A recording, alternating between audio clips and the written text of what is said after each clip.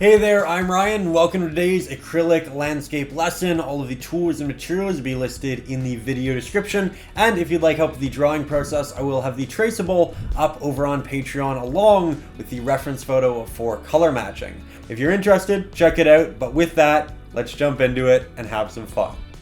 Now we're going to begin here on a black canvas, or if you're like me, you'll have a white canvas, you'll paint it completely black, let it dry, and then sketch on your image. I sketched on my image with woodless colored pencils, very specifically a white one, and I chose these because with a little bit of pressure or water, you can essentially just rub off the drawing, provided it wasn't done with a hard amount of pressure.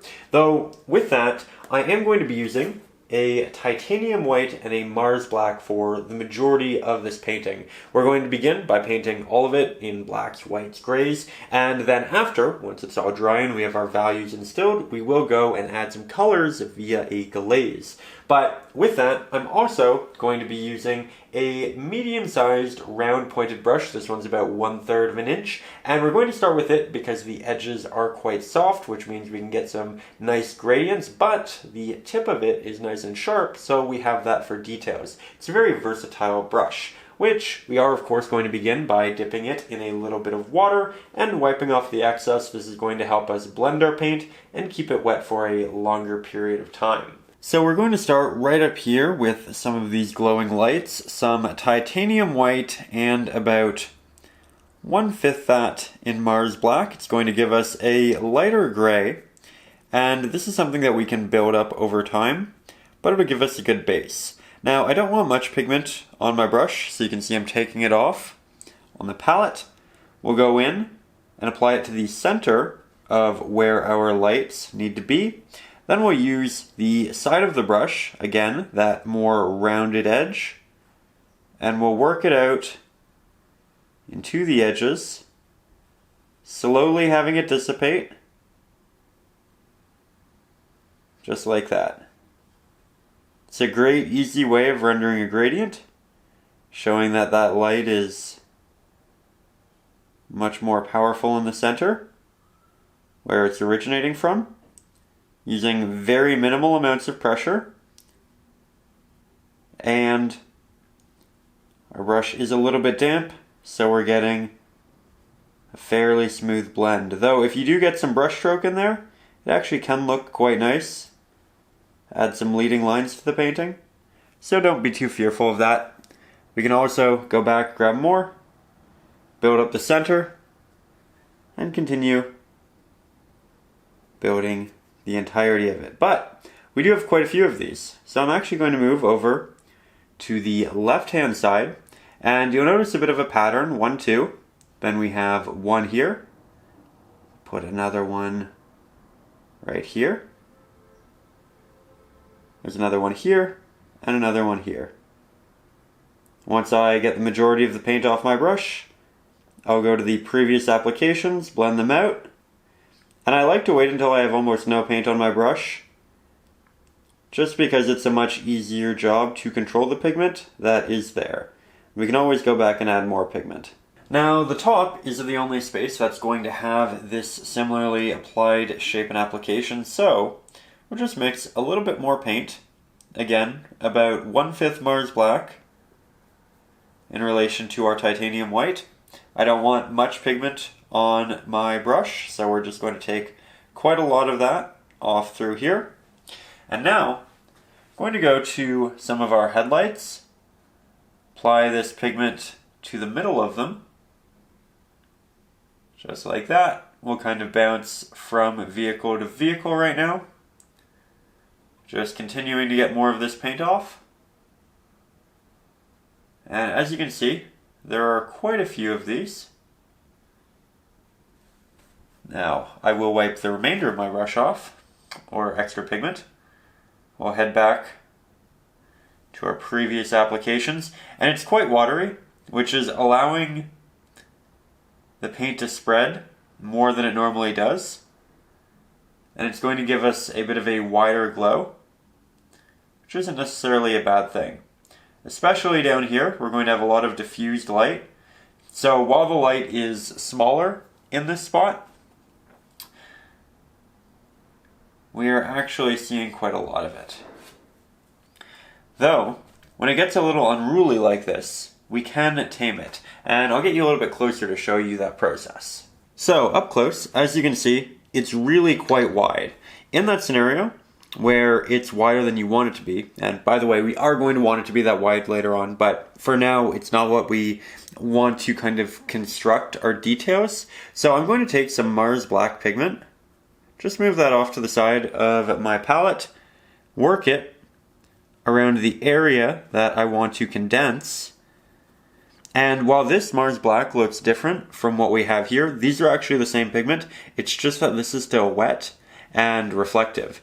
So I take the excess paint off, then use the edge of my brush, and with a bit of a very tight circular motion, I work my way in. And just like that, as you can see, we have a much softer gradient of light moving its way out, and it's even smaller. At that point, you can go back, grab, make more of your highlight, work that into the center, like so, take off the excess, and yet again, we blend out using the side and the edge of the brush.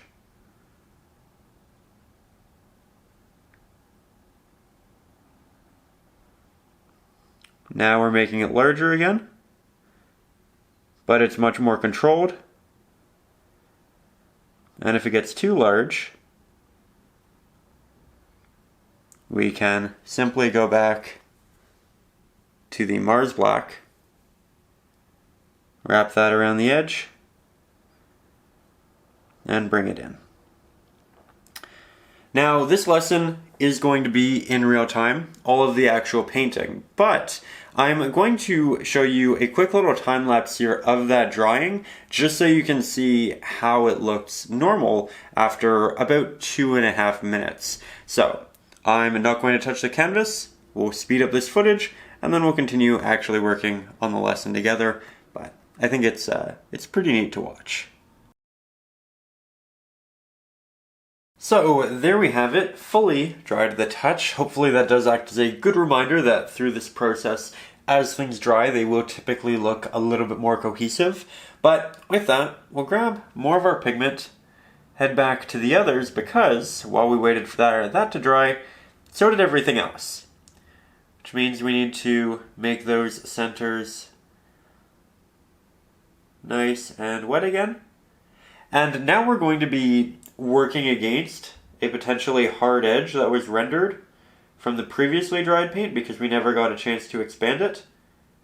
And in those scenarios, we're just going to continue our motions out a little bit farther, expanding the light, but also in turn eliminating that hard edge, just like that. And if you feel like you have to make it too large, then again you can work it back to be smaller and remove that edge through the incorporation of more Mars Black paint. Just going to grab a bit of water. You can tell that these are a bit more subtle than what we have going on in the foreground, though we are going to really build up this area a little bit later on.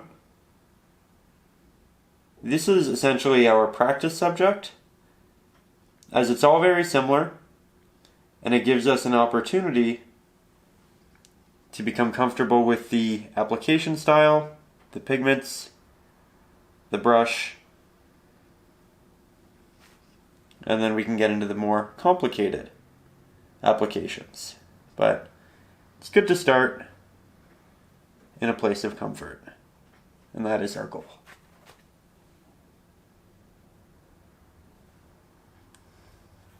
Here this one got a little unruly, so I'm going with that Mars Black technique. Grab more of the original pigment, work that into the middle, work it back out, and just continue doing so. Here we are, a little bit closer, very softly working that black pigment in, using as soft of a touch with our brush as we can. The more pressure we add, the more of a streak we'll create. And again, I actually don't mind seeing the brush strokes in this at all. I think it creates neat movements within the light, but it is something you might want to look out for. And then we'll just finish up this last one.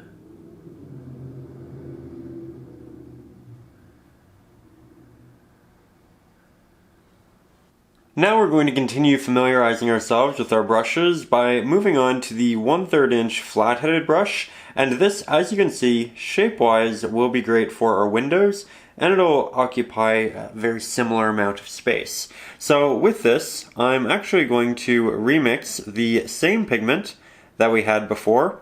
Again, we will end up going brighter later on in the painting process, and we'll use some darker mixtures, but right now we just want a general amount of light. So what I'm going to do is look up to the reference photo, and I can see essentially light coming through blinds of some sort. So I'm just doing some horizontal strokes, creating that nice little specific marking. To the right of it, the blinds are partially closed, so I'm not going to go all the way up to the top, but then you can actually see into the window and some very distinctive highlights. One vertical, one horizontal. And the rest of the room that's visible is a little bit darker. So we will interject some extra Mars black. And yet again we'll get darker. And we're just trying to get an amalgamation of different values in here. And that's what's going to make it look much more interesting come the end of the painting. You can also use the sharper corner of the brush to work in additional details. Right now, everything we apply is essentially blending with everything else we've incorporated. But we can also take that nice darker mixture and now work it on top here, diversifying our values in the area and continuing to add shape. Also, make an even darker variant and fill in the top of this one. Almost getting lost in the rest of the space, and this one can be entirely in that value. There we go. Now, using that same 1/3 inch flat-headed brush, we're going to grab more of that mid to dark gray that we were using within these distant windows, and we're going to find essentially one of the larger poles that we have over on the left-hand side of the canvas. Using a myriad of strokes,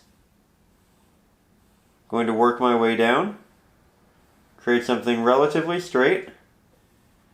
This is going to be light shining onto it from this side. So I'm going to then blend it back very softly. Once I have next to no paint on my brush and I'm just dragging from our previous application, that way it looks like light is wrapping around it, creating a three-dimensional subject and adding the first element of real structure into the painting. There we go, nice and subtle. Now, this actually has a light attached to it, so we'll go in with quite a bit of titanium white. We'll mix it to the point where it's about 1/5 Mars black, and we have all of the previous grays on our palette, so we can see exactly what that previously looked like. This one is a bit more horizontally elongated, though still in the shape of an oval.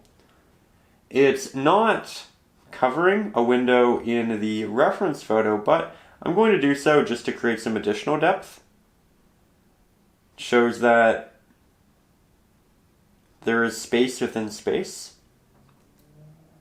And I think we also have one more of those over here to the right hand side, and then a couple tiny ones. There we go. Now we're going to switch back to our 1/3 inch round pointed brush. We'll go into that center area, do our blend outwards. Again, very little pressure, at least initially, when you want those smoother applications. And we'll just add that subtle glow that everything else has.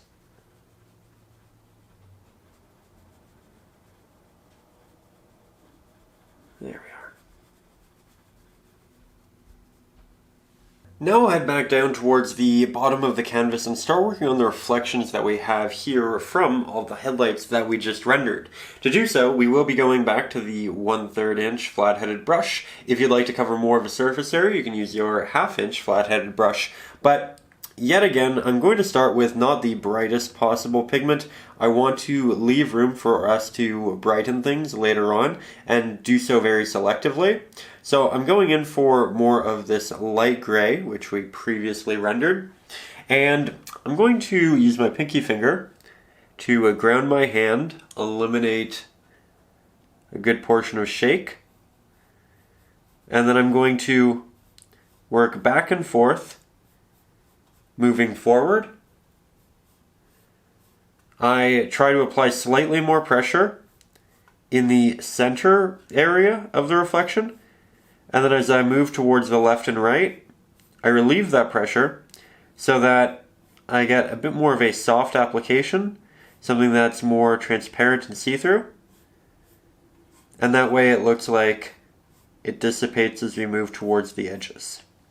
Sometimes I skip space between applications. Here we'll make a very notable example of that, while others I'll have it connect. And I think it's the combination of the two which will make it look quite nice. Also, we can go over our previous applications and thicken them. We are working with water here, so all of our layers that we make initially will be a bit semi-transparent, and therefore the application, the color that we get, or value rather, is more so going to be a combination of what we have on our palette and what we have already on the canvas, which is the Mars black. It'll give us more room to brighten later on, but right now it is giving us a bit more of a subtle, darker gray than what we wanted. And that's okay, because it's remedied very easily through layering, and it gives us option in the future. As I get towards the front here, I'm making my strokes smaller and smaller. That way it dissipates as it moves away from the light. And as we continue to add in light, we'll make this brighter and we'll have it get darker progressively as we move down. That said, we have more light right here.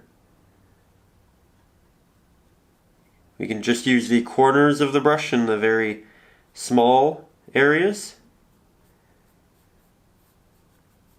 Sometimes these stretch out quite far, sometimes not so much. I'm trying to vary it quite dramatically. It's all dependent upon how the water on the road can pool. And you can see that on the left-hand side, it really stretches out quite far, but on the right-hand side, it seems to have a definitive end point. That's because we have some reflection from the actual, or rather shadow here, kind of getting away of the reflection of this car, right? The light can't actually move through the back of it. So here, we have the back of the car. Here, we have the back of where that would be. But eventually, where we get to the top of the car, where it can no longer block light, we can have it stretch out, and we can stretch it out on both sides. And at that point, We can get wider with these applications, though as we get farther away, as a whole it does need to get smaller. So you can have those outliers that really stretch.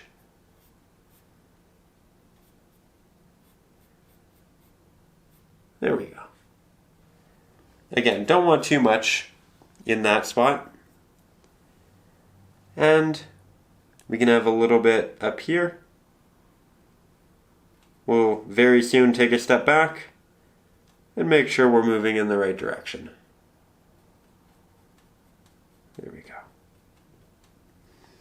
So as we move back, I think it's quite evident that we have a good base starting. It's all incredibly simple. We need layers upon layers and significantly more light, a lot, but we're getting our subjects in where they need to be, so we're building that structural foundation which is required. So I like that for now. We're going to head over to this side, grabbing more of that same pigment with that same brush.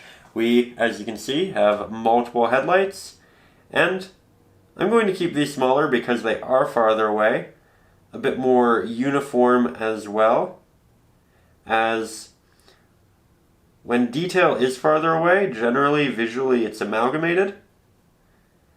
We can't recognize all of the small intricacies in it like we can in the foreground. So I'm keeping these a lot more tight. I'm not creating such a diverse expansion in the edges. We have another one up here. This one I can tell in the reference photo does break up quite a lot, but all of the horizontal strokes are still going to be very tight together.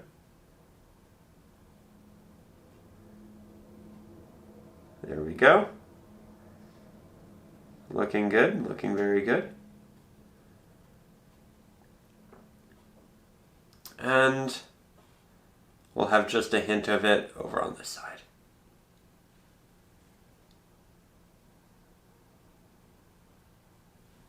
There we are. Now, as we move back down towards the right-hand side, we're going to start working on the car that we have right here. Again, starting to fill in those basic forms so that we can then add detail and really create depth through value in. But I'm going to take what we were working with, add a little bit more Mars Black, so even darker gray than previously incorporated. And I'm going to paint the elements of the vehicle which can be a bit more reflective, which with this one are more so what you'd have as like fiberglass, not the windshields. We'll have those darker, so we can see the actual structure of the vehicle. This should dry a little bit darker than it currently is. And this should be ways ahead of the headlight. Now what we're doing here is covering quite a lot of the area surrounding the headlight. So we'll have to go back and make that significantly brighter so it stands out. But we wanted to start with that so that we had a gauge of our values, and so that we had something to build on top of. So we had some practice. Just filling that in. And then as we move towards the back of the vehicle, or rather the side, we move farther away from this light. And it's not getting any reflection from this like this area.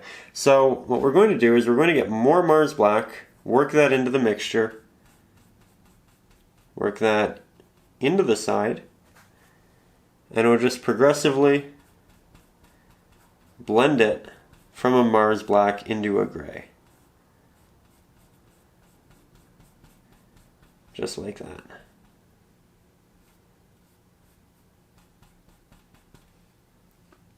This bottom area will also be a bit darker because it's lower in the vehicle.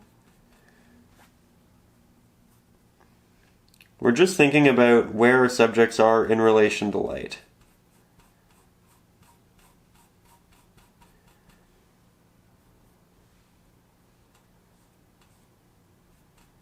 Quite a bit of lighter pigment on my brush right now, so I'm just trying to make it darker. And this is where we can start really building depth, changing these values. We'll grab some pure Mars black here, but it's not going to be pure Mars black when we mix it into this very wet area. Now, as you can see, we just have a gradient that gets darker as we work our way down. I love the way the paint looks when it's wet here. There we go. We also have a darker piece on top of the car, like that. You can also straighten different lines using pure Mars black or something akin to it. We'll add a little bit of light reflecting on the bottom of the windshield, but not much at all. And we'll have it lessen as you move up. Same can go for the side here.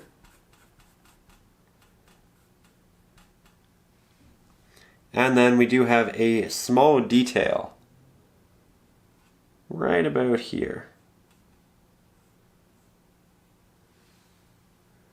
There we go. Again, all very visually nebulous at this point, and it'll actually continue to be so, but the more we layer, the more natural it will look within the context of the setting. So if it looks a little bit awkward, like most acrylics, it is okay. We just need to build those foundations first.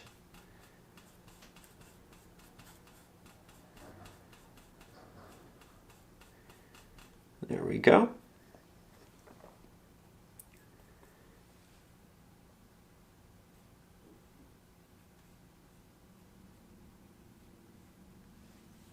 Now, what we want to do is create a bit of a highlight, because there's going to be a slight sheen on the top of the vehicle right here. It's going to be just about as bright as what we have in the actual lights, though it itself isn't light, it is just a reflection of light. And we'll have little elements like this on various areas of the vehicles, particularly this back one here. And while we're here, while we have this, I'll actually start incorporating it. We have elongated reflections working down the side of the vehicle that are coming from these lights. So, I'm going to start with that, and I'm just looking up at the reference photo to make sure I have the right idea. Then we have it come down, and then it's a bit of a tapped effect, and we'll have our umbrella work its way around here. But it's going to be quite neat. Very abstract shape without any additional context. We have a little reflection going on up here. We have one towards the base of the car. And that's really what I'm trying to consider here. How are the reflections hitting these vehicles? Now the top is going to be a bit brighter, not that bright, but a bit brighter than the windshield. And that is going to be a constant throughout our vehicles. Have that blend down. This can meet a lot of those previous applications. And we can also just have it get lost within the darker background. Just like that. Add a little bit of a additional reflection. And what I really can't wait is for all of this to dry so I can show you just how beautiful it can look when we brighten up these lights. and the reflections for them. With that, here, we'll go in with a mid to darker gray, similar to what we used on the tops of these vehicles. It'll overlap this one a little bit and then come down into it because it is behind, and that is another way we can instill depth here.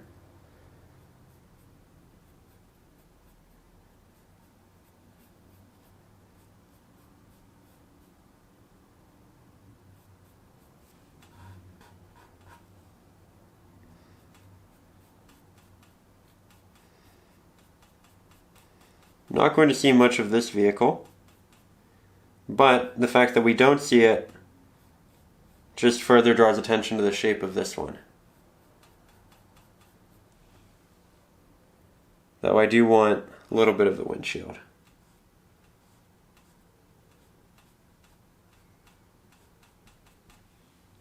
There we go.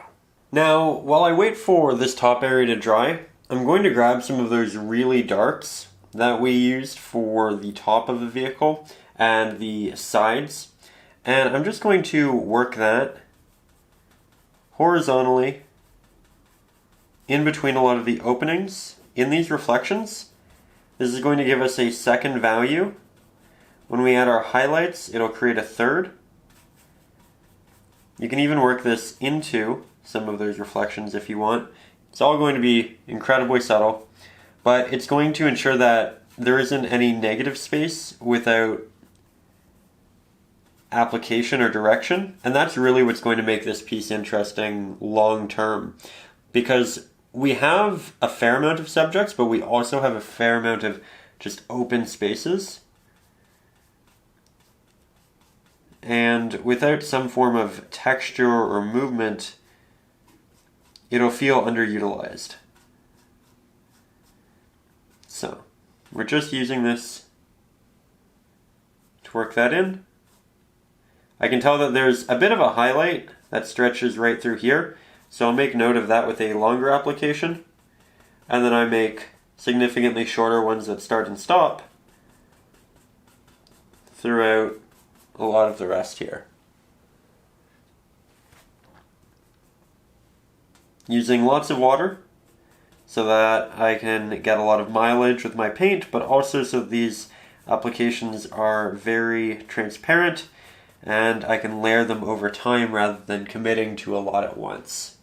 That said, I think the top has had enough time to dry, so I'm just going to clean this brush off a little bit. We will grab our round pointed brush, make that nice and damp, grab some titanium white, about 1/6, maybe 1/7 Mars Black, so less than we've used at any other point in the painting.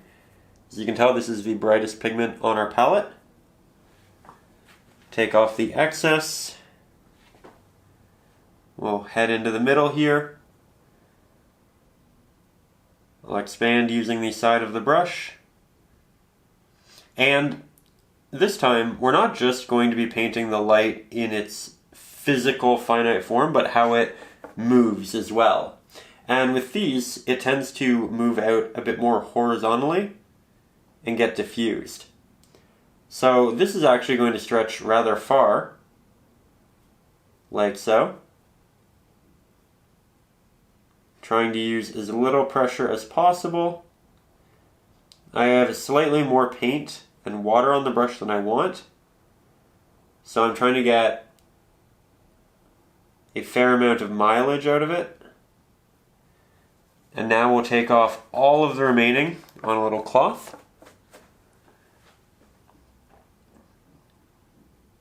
I'll go back in, rounded motions with my brush, softening it, blending it out, trying to get as natural of a transition as I possibly can.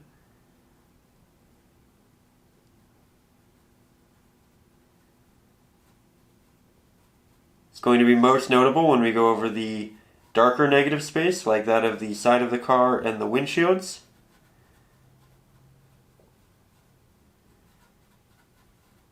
There we go. It's starting to work. It's going to take quite a bit of these circular motions but we will get there. Just trying to eliminate any unintended hard edges.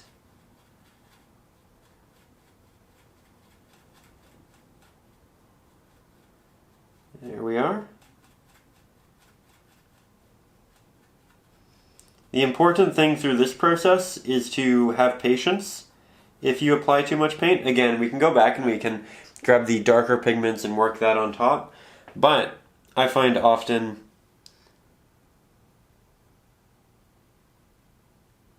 if you just go in with a smaller amount and you really take your time, you'll get a really nice result.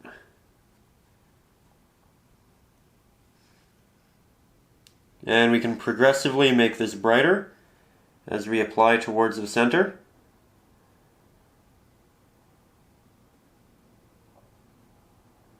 We started with something darker so that we had the opportunity and room to build up.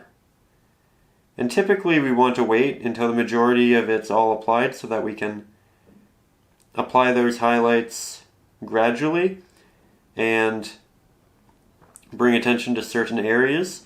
But this is something that I know I want to be quite bright, so I'm not hesitant to do this right now. That said, that was quite a bit of paint, so we'll take that off.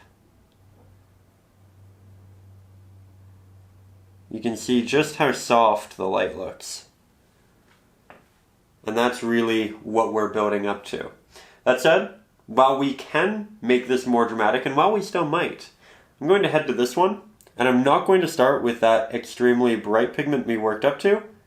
I'm going to go back to grabbing more Mars Black, more Titanium White,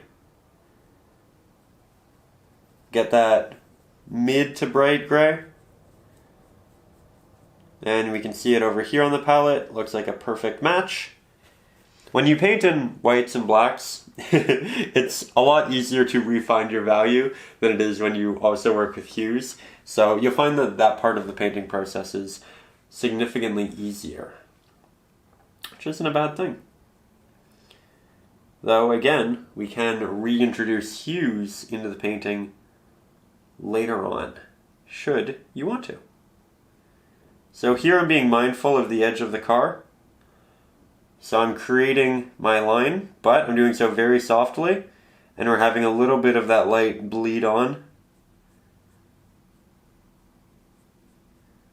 Again, you'll hear me say it 100 times in this lesson, but getting that diffused look is really the goal.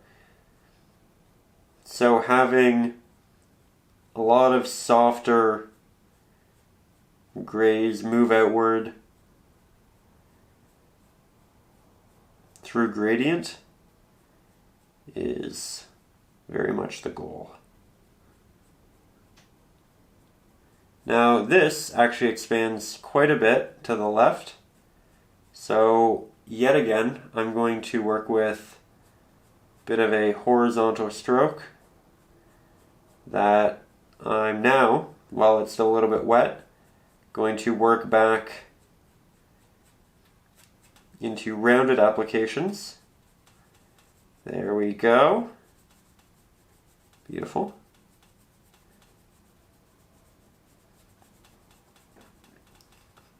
And there's some time spent. It's worth noting that this could all be done much more quickly, but we have significantly more control right now, and that's something I think we can really make use of. And again, this adds a little bit of texture to a lot of that darker negative space.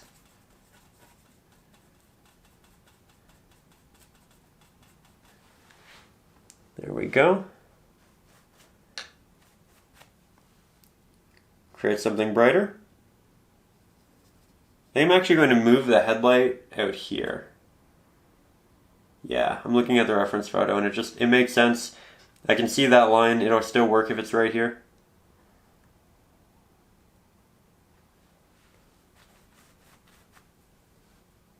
So now we need to make the top and left-hand side a little bit brighter.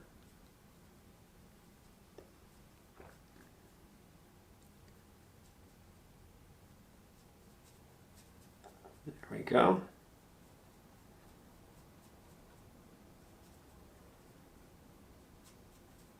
Remember, if it gets too bright, we have the Mars black.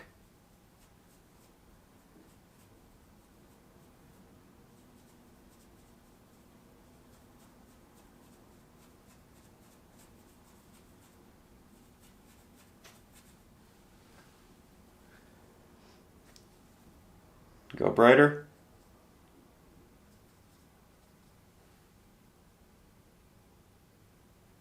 And as soon as you add in that new application to build it up, the previously expanded area doesn't seem so dramatic. So we'll blend it out.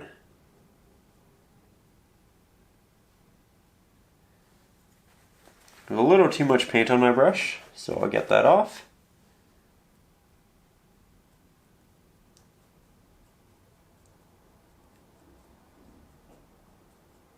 Always get asked if this will work with oil painting as well, and this is very specifically a technique that will work great. There we go.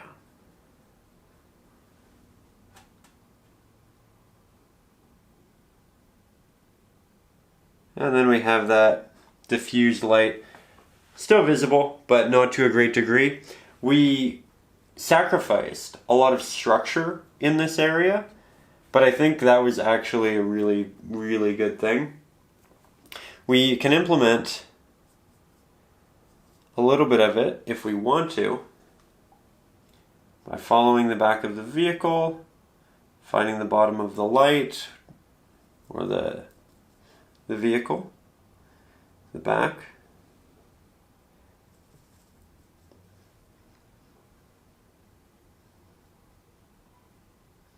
Have that come down here. And we can just blend that back into everything else that we have.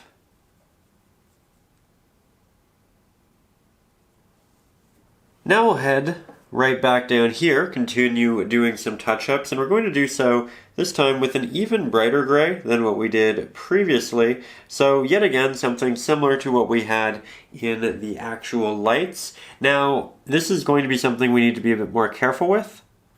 So I'm going to begin in the more prominent areas of these spots. I'm going to apply it in the middle. I'm not stretching it far to begin with. I'm just getting some paint off my brush and on to the canvas. And now we'll make our brush a little bit damp, take off the excess paint, grab the smallest hint of it to continue blending with, and then we'll go back to all of those previous applications and blend it out. We essentially applied all of those middle portions first so that we had an idea of how far we can drag all of this out without it looking like too much. And we can go back down to the middle, reincorporate, because every time we blend it out, we thin it slightly. And therefore it looks darker because we have that darker pigment showing through from underneath. So it's something that needs to be built up over time in layers. Just like so.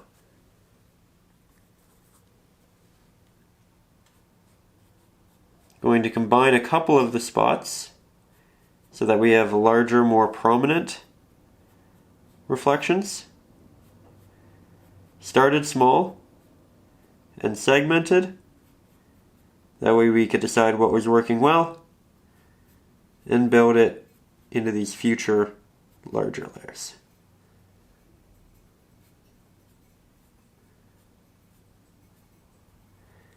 And you can even have it break off. This is a technique that can add some extra fun detail.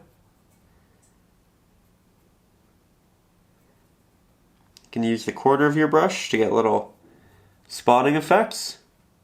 Little portions of the road that are raised can catch additional light. Don't want to do too much of it, but as you can see, it's certainly a good tool to have.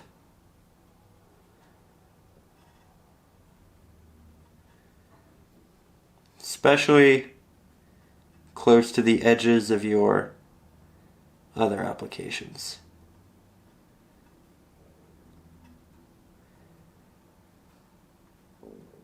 I just noted you probably don't want too much, but we are adding a lot, and I think it just keeps looking better and better. It's dependent on the scene, I suppose. And the fact that we made these as prominent as we did gave us the ability to add more.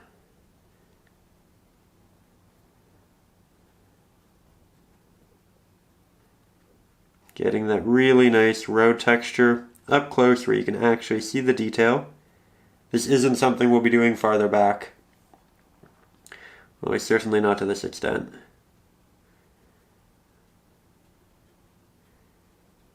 Just again using the corner of the brush, not the entirety of the head. Being much more selective and intentional. And again, it's less back here, but still prevalent.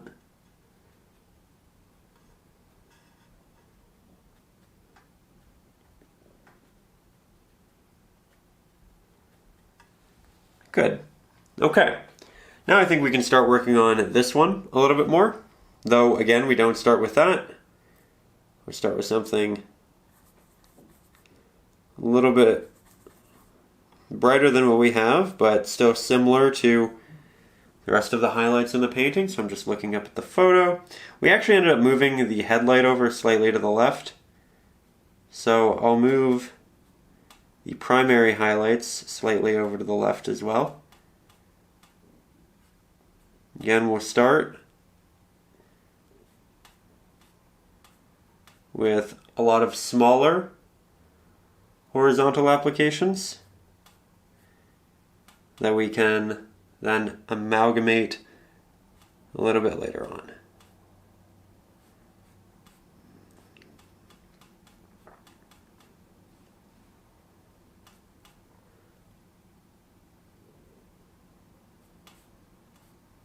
There we go.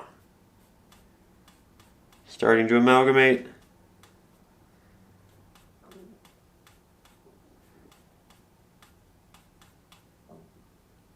Very good.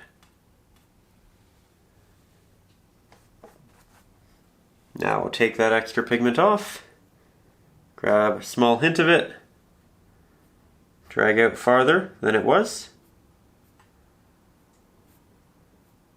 There are really so many different techniques you can do with this. So if you find one that you particularly love, do feel welcome to proceed with that. I'm just showing you my favorite ways of approaching it. So now we have something that certainly isn't as bright, but is starting to get there form-wise. We can do our little taps as well, with not the greatest of highlights. That's something I'll do a little bit of, but I'm not going to do as much as I did over on this side. You can see that I'm spacing it out more. And now we'll go to our highlights.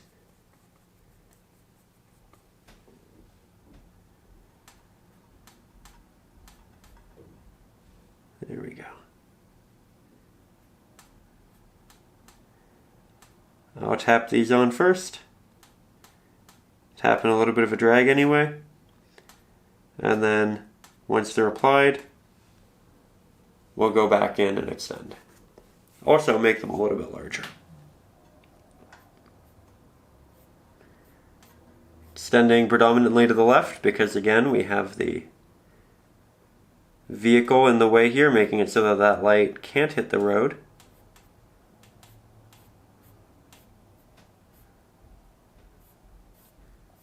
needs to be a bit more of a highlight through here. So again, I'm just going to make that marking so I remember as we continue working on the road and not just the dominant reflections. So speaking of the dominant reflections, now going to start amalgamating.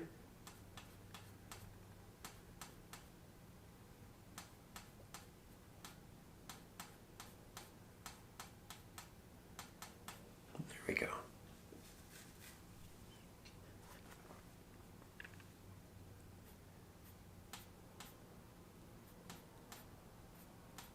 I think right after this we'll take a couple steps back and just see how it's progressing.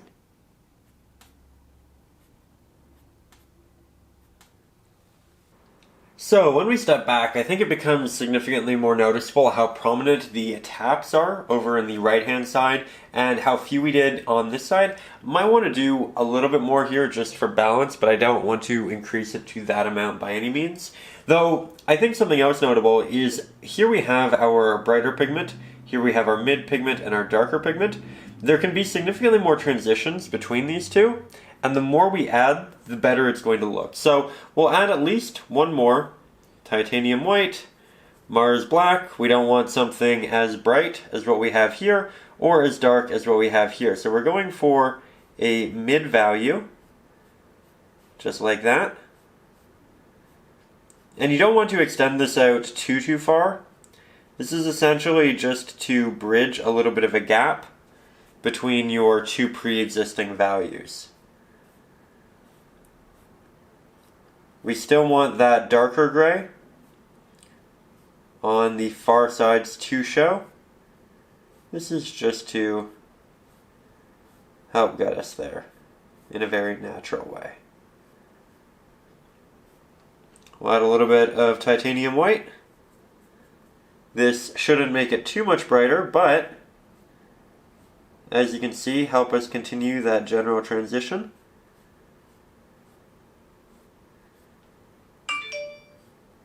There we go. Just keep those strokes. You do want this mix to be fairly watery so that it's nice and smooth. And it's also worth noting, if an area becomes too clustered or you feel like you have a little bit too much, remember we can always go back to our Mars black, make a significantly darker mixture, kind of figure out where exactly you want to make that change, and break it up. Just like that. It's a good way of going about it when you start doing a lot of layering and they kind of condense in areas where you don't want them to. There will be areas that you want it, but there will also be areas that you don't. So we just kind of move back and forth. And as I noted, I did want slightly more of that tapped effect. So we'll just work that in a little bit using the corner of our brush. Not too much, just having it and to be a bit more cohesive with what we have over on that side. And I do want this area to get darker than this one where you assume the light kind of continues past the canvas. With this side, not so much. We do want variance in our reflections. Now, while we will continue working on brightening this up later on, I do want to move up to more of our architectural elements, and for this I am going to continue using the 1/3 inch flat-headed brush because, as you can see, we got very lucky, and that essentially equates to a lot of our more prominent bricks and their sizing. Now, with these, we need to consider lighting, how it's hitting them, how bright they should be, and that's what's really interesting about cityscapes like this, especially very reflective wet ones, because when you're working with a traditional landscape, perhaps it's a forest, mountains, all of that, you have one light source for the most part. It's going to be the sun or the moon, and then you have subjects that can reflect light like water or maybe a large piece of rock. Here, we're getting reflections from all of the front of the cars, the backs of the cars, lights up here, lights that might actually be in the building. So I'm going to follow the reference photo for the most part, but something I'm noticing is the protruding blocks from the bricks that are facing the street are catching quite a bit of light, presumably because these lights in the back here move forward onto it, but then the backs of the car lights are also hitting that. The sides of the brick, which sit inwards, will be receiving some level of light because of both of those factors, but the protruding ones will just receive more. So the front-facing areas to the street will be the brightest, and then the sides a little bit darker, but those still also have light. With that, we don't want a gray as bright as the actual lights from our car, but we do want something relatively notable. So I'm just going to, using my brush here, paint in very simple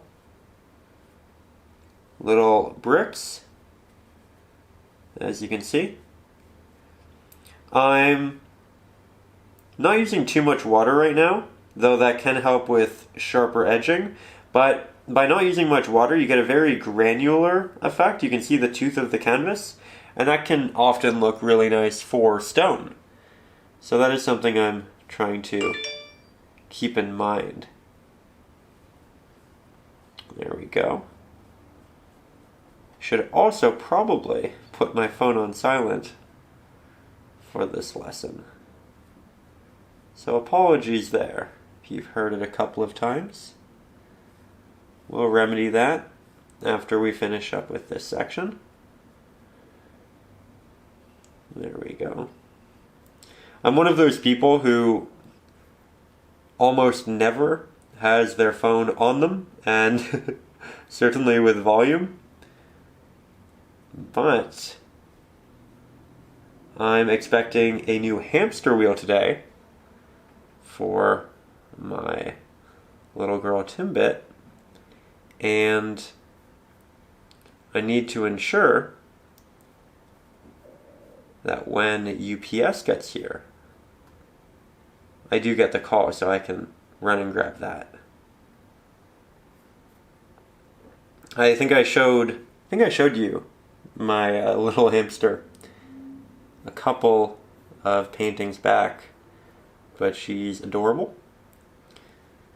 She's very tiny, and been getting her a couple of different wheels, just trying to figure out which one makes her the happiest. But should be an exciting day. With that, we can actually get back to talking about painting. So here, you'll notice that I left openings in between all of these stone pieces.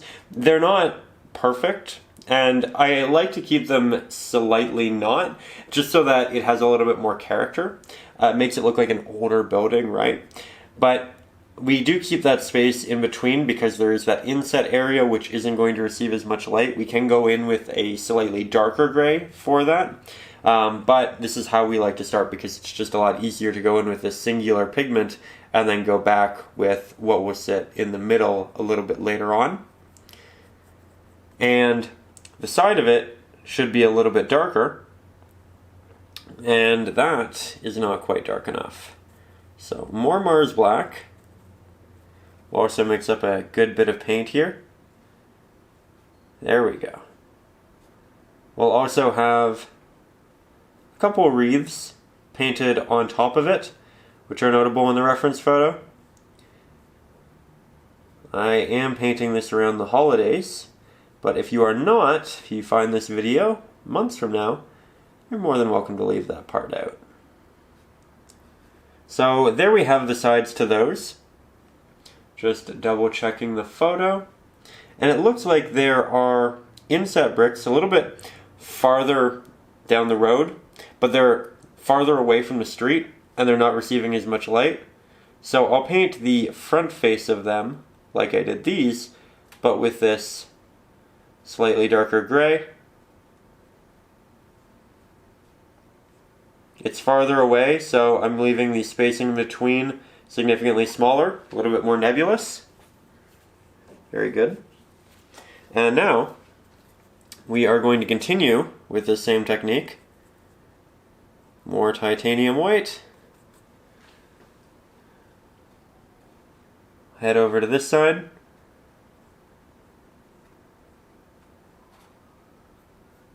You can see that I'm rotating my brush so that I can get the sharpest markings.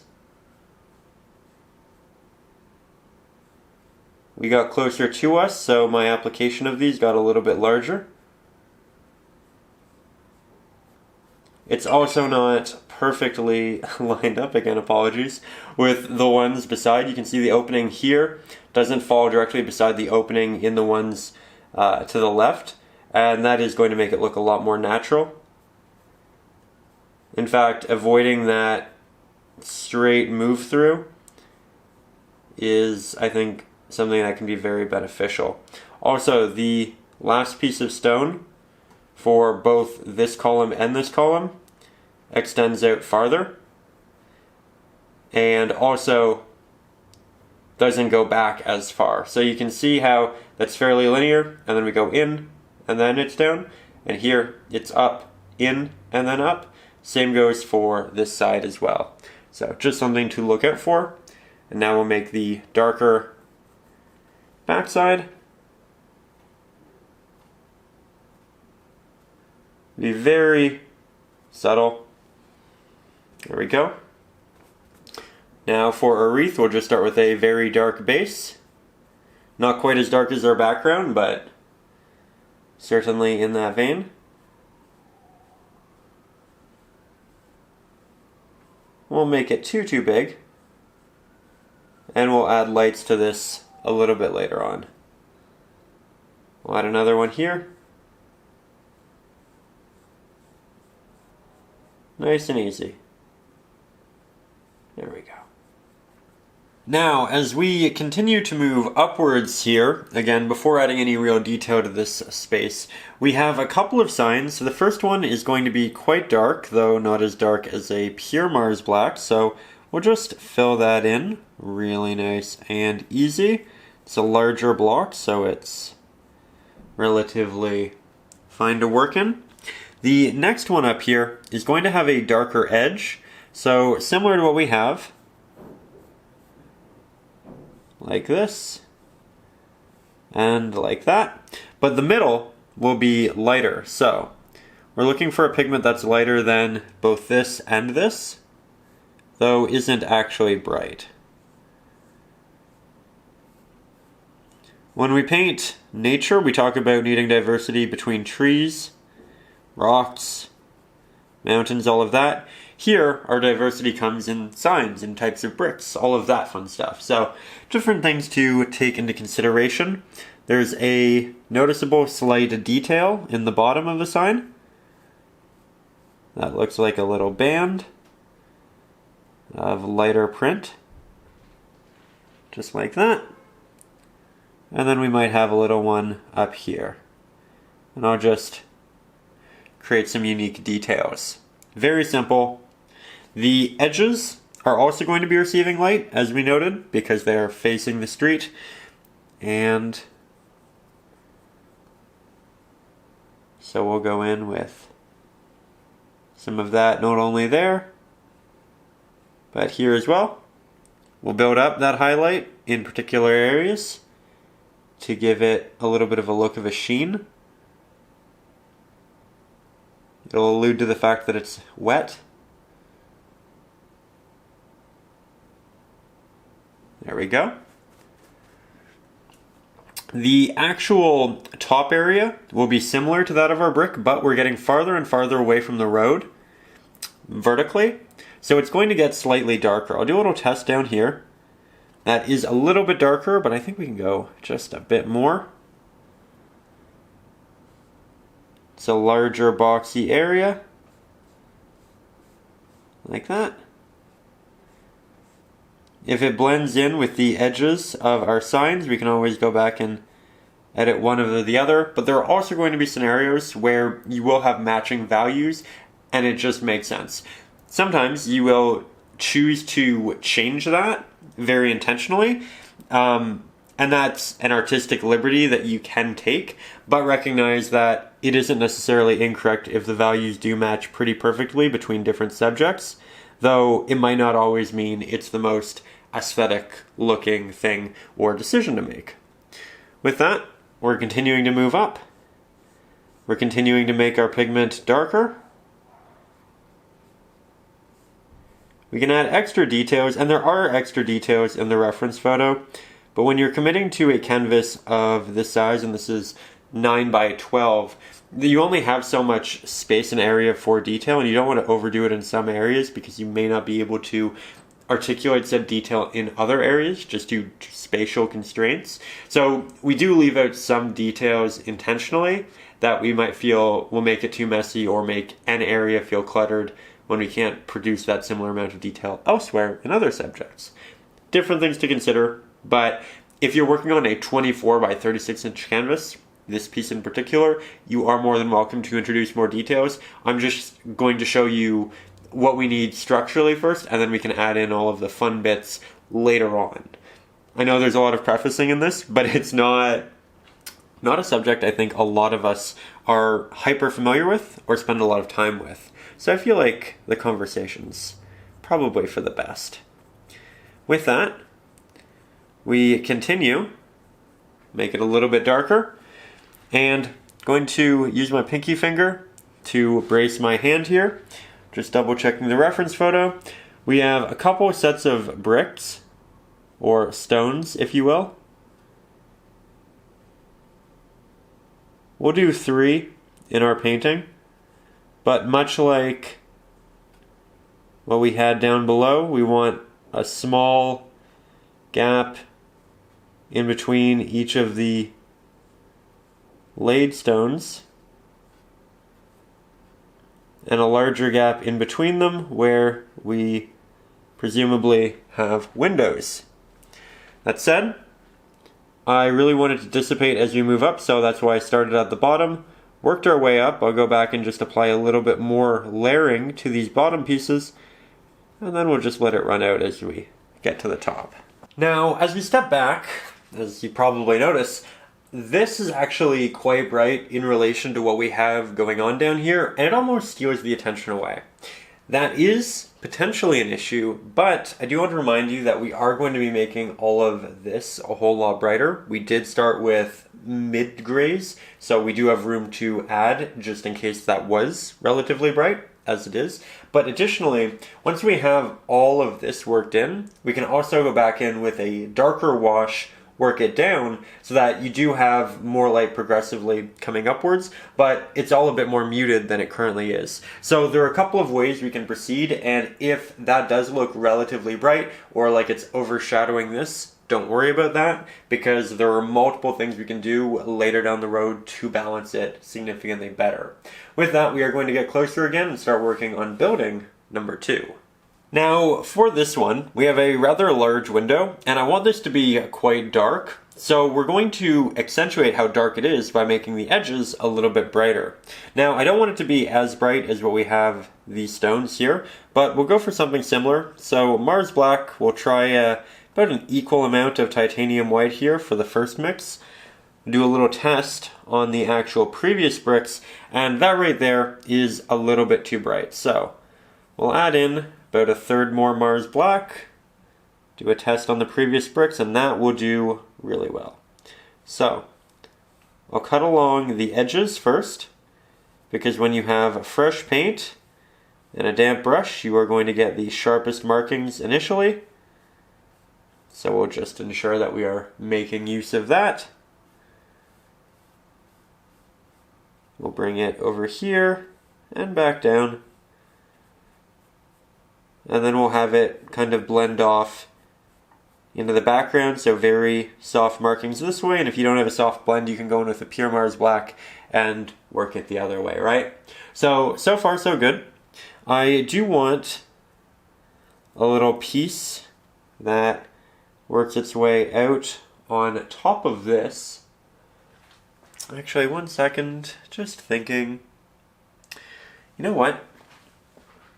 The more I look in the reference photo, I'll show you. I'll show you exactly what I mean. Here, in the printed reference photo, my printer isn't amazing. So it doesn't show a lot of the light that's occurring within the window. It looks quite dark with the exception of the edges. However, when I paint these, typically I like to print it out but I also like to have it on my phone. And if we look in that window there, you can see a lot of little elements of light. Now, I actually really like how it looks in the printed photo where it's a bit more simplified, but I think there's a balance to be had. And I think when people see that we're working directly from reference photos with traceables, there might be this idea that, oh, why don't you just use a photograph? Well, even when you do use a photograph, you have a lot of different instances to make changes, make it your own, have these creative elements that are very much yours, and that's very much what we're doing here. So with that, I will re-grab my palette. We'll add some light into this, but not an exorbitant amount. I'm just going to look at the basic patterns that I can see within the light. That's quite dominant, though I don't dislike it. A little bit more light through there. We'll ensure we blend it into something significantly darker. Some Mars black.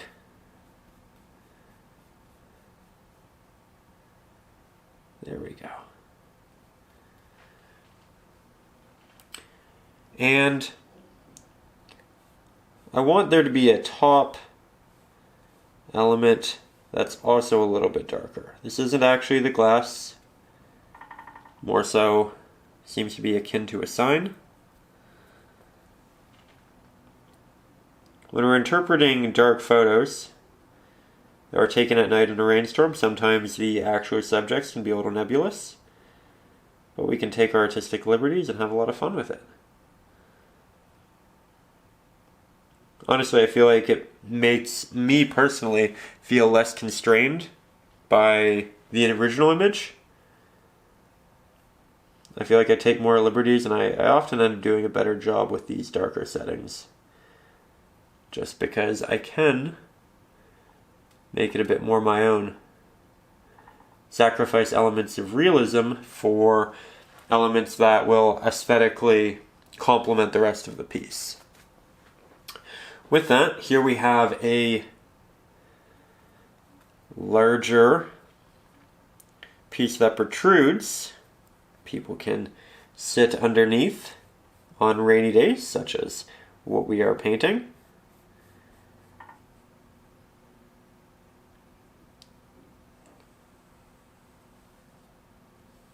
You can see I don't have enough water on my brush, so I didn't get a perfectly smooth, sharp application there. But we were able to get what we wanted. And I'm going to keep the majority of the top here quite dark.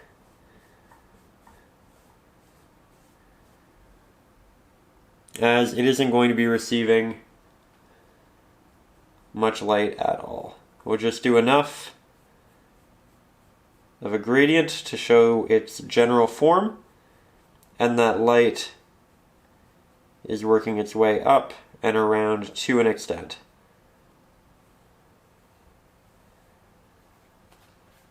There we go. Again, as that dries and as that dries, it'll assume the same value of black as the background, so it'll look less out of place. But so far so good. Here, we have a protruding piece which will have myriad of lights.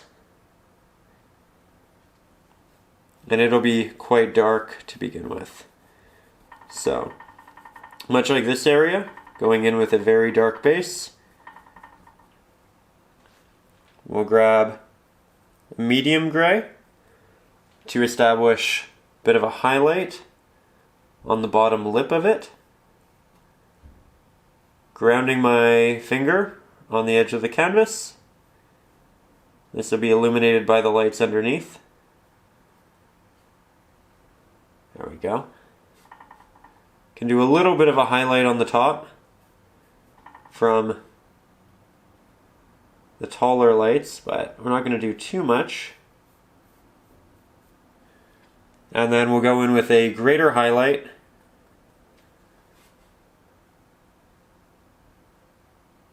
on the bottom, but we'll have it tapped and speckled a little bit, so it's not everywhere. And we're doing this again just to make it look like the rain is coming down. It's giving it this really nice reflective quality.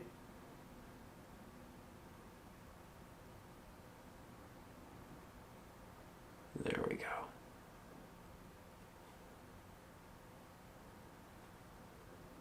Beautiful. We can also add a little bit of it to the bottom of this. Though you don't want to overdo this technique, so do be careful when you are splashing it in. Now, as we continue to move back into the painting, I am going to take more and more artistic liberties, but this next building here, we have a fairly interesting structure. So what I'm going to do is I'm going to mix up a darker mid-gray. So again, as we move up, we do want it to be darker, maybe something akin to this, maybe even a little bit darker. But I want to essentially designate both the left-hand side and the right-hand side edges that are protruding to the side of the street. And with that, we're going to do 2 applications straight up.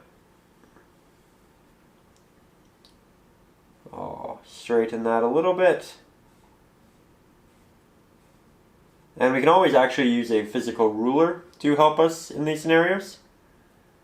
But I'll do another one right over here. And typically I like to work from the bottom upwards because it allows us to have the top dissipate into those darker pigments and kind of get lost. The issue is that it doesn't always come out super straight, but I'll grab a ruler and show you how we can fix that. Now, once we get nice and up close, we're going to grab some pure Mars Black, as that is the background. I will pick up said ruler. We'll adjust the top of the ruler to the top of the canvas, just so we know we're working with very straight lines. I'm not going to move too quickly with this, just so that we do it right. And I'll reinstigate a harsher edge like that. Now, we could move it over and do that to here, but we have to be careful that we don't work over our currently wet paint. I know this is probably difficult to see, but I'm sure you get the idea. And then we can move over to this one as well. The top of my ruler definitely has quite a bit of paint on it, so I am being careful. There we go. And then I'll fill in the other side. From there, I'm going to mix up something that's a little bit darker than what we used for both of those sides, but lighter than what we have in the actual background. Mid-value. And I'll work that in between the two. I'm going to have it touching the left-hand side of the right-hand side protruding piece. And I'll leave probably 2 millimeters in between this and the one on the left-hand side. That way it looks like that one on the left-hand side is protruding. There's an area that moves back, and then we find this area of the building. Might make it a little bit brighter, but not much. And we can work in multiple layers.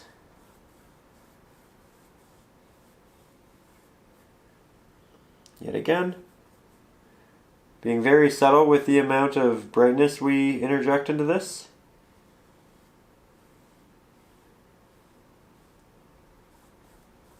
There we go.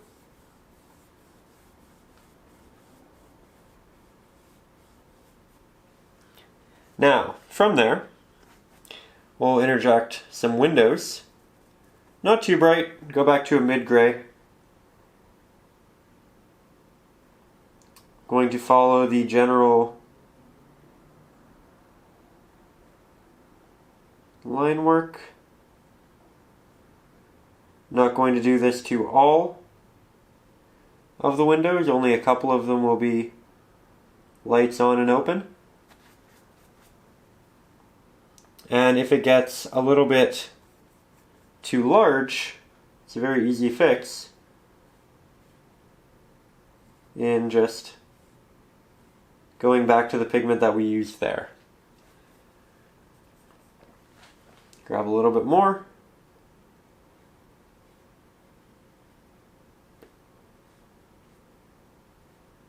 You also don't have to paint in the entirety of the window, as there are going to be instances where there will be partial blinds or furniture in the way, and there will also be additional reflections which I'll paint in using a bit of a highlight. Just trying to build up some diversity and make this area not complicated but more interesting.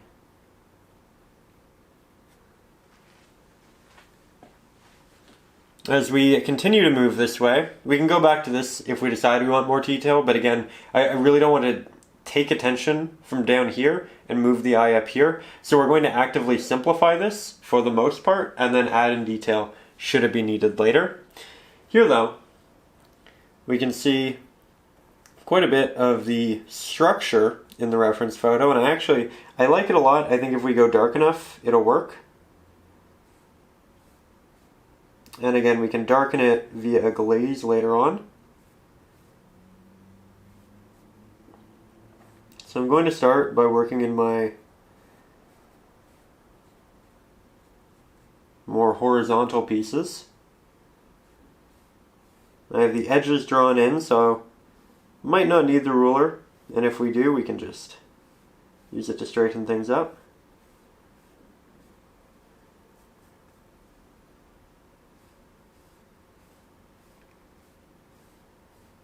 There we go.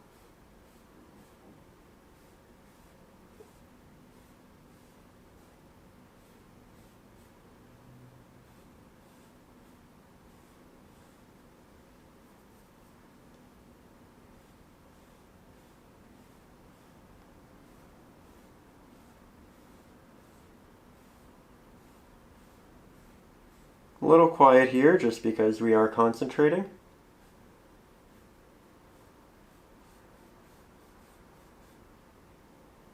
And we just have it get lost as it moves up into the top where it won't be illuminated to the same degree.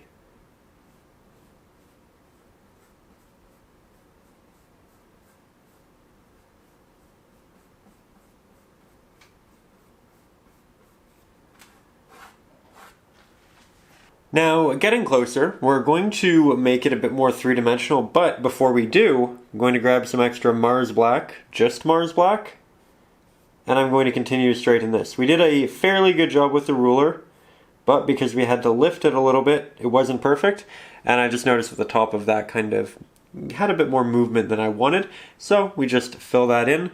I also noticed that we didn't quite get that solid edge there, so we'll just fill that in, and now we'll go for a slightly brighter variant of what we used for this building.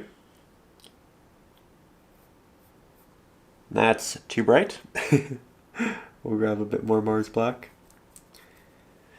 Also, normally when we paint together, I always say, we'll use 1/5 cadmium red to our, orange, yellow, whatever it may be, whatever it is in relation. Not doing that this time with these two, just because what we're really looking for is the variance of values in the rest of the scene, and the idea that the farther we move back, for the most part, the darker it should get. This one is a little bit different than this building, and you'll see why later on. So this one will be a bit brighter, but for the most part, as you move up and as you move this way, darker. So we're just looking at it in relation to what we have in the general surroundings. With that, that's much better. I'm not going to cover the entirety of what we painted, but I'm going to add a highlight to the left-hand side of all of our vertical applications. That way it looks like they protrude, and the left-hand side of them, which is still darker, looks like it moves back. Again, just very easy in terms of achieving depth. For the entirety of the sides, we'll brighten. And for the entirety of the more horizontal and angled applications, we'll go in with that.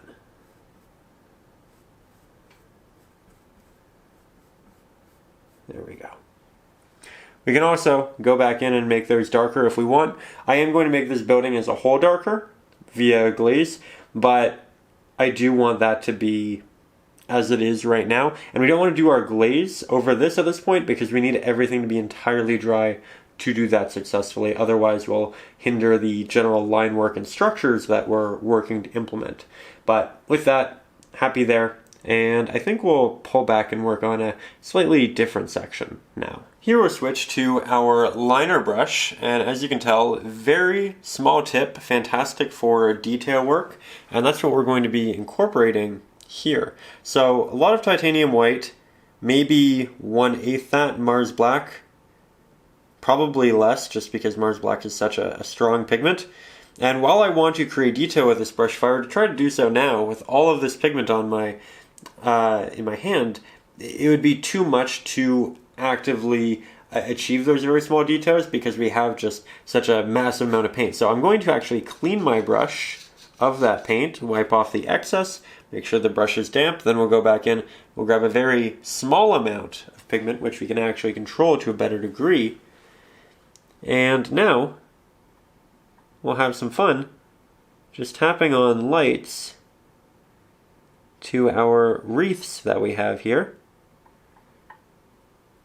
It'll look a little out of place because it's so bright in relation to its surroundings, but we're about to add light elsewhere that will balance it. So I'm working around, trying to avoid the center, which will of course be hollow. There we go. And then we have lights up here. Now, they move back in strands, and they're much more elongated in the reference photo, which is something we do have the option to do, but I'm actually going to make them more rounded because it has a lot of visual synergy with the rest of the painting. We have the rounded applications here, those are round. We're working with a lot of vertical and horizontal structures as it is. So just from a design perspective, this will be better for balancing. And with that, we'll move all the way to the back of line number 1. Then we have line number 2. And what's interesting about this, the width from here to here, the back of it, the area that actually connects to the building, is wider than the area that protrudes. So it condenses as it gets towards the front here. So dimensionally, we end up with something that looks a little unintuitive. And I thought a lot about simplifying it so that they were actually the same. And therefore just easier to visually look at, recognize, and say, okay, that's right from the beginning. But I thought, you know what? I think it's that unique characteristic that makes it so interesting. So we're going to keep it as is for now. Go back, brighten some of these, make them a little bit larger now that we know where they are, how they should be, their spacing in relation to one another. We'll let these ones be a bit more dim and small just because they are physically a little bit farther away. And now you can see it wrap around in the reference photo, which, you know what, I will grab again for you. You can see how they are all elongated, and that there's also an additional strand in there. Not doing that because, again, I don't want to overcomplicate the area, and we can go back and do that later if we want to. But you also probably saw a lot of mist in there, which we're going to get to in just a second. So as we move back, I think that we have a bit of a balance between the two, which is good. It means that we can increase the highlights here and be in a really good place. But I do want to add one more slightly visible building to that area, and it's going to be the most simple of all of them. We're just going to grab some Mars Black, some titanium white, make it the darkest gray that we have yet. If anything, it'll probably be close to the inner section of that. And I'm going to go over probably 4 millimeters. Again, you can use a ruler if you aren't confident with freehanding this.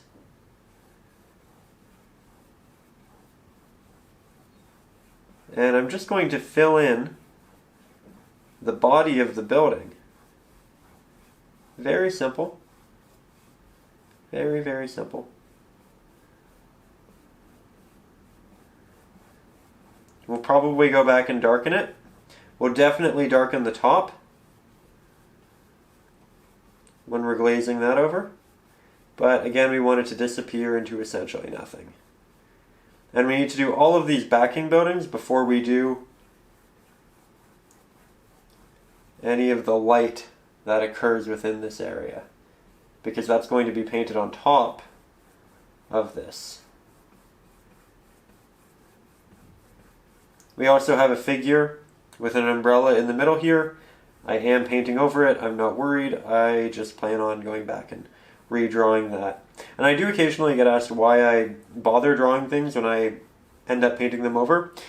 It establishes where it is in the painting. It gives you a good understanding of what the subject is, how much space you have to work with. It gives you some practice, so when you do go to draw it later on, once you have paint applied, you have a better understanding of it, and you can do so in a more effective way, get your proportions right. If you're using the traceable and you're projecting it, or you are actually tracing it, obviously that's not an issue you'll have. But if you are freehanding it or using the traceables more as reference and as grids, then I think it can be a really useful technique to kind of pre-draw everything, even if it means you'll have to redraw portions of it later. And we haven't had to redraw many portions at all, but that is something to consider.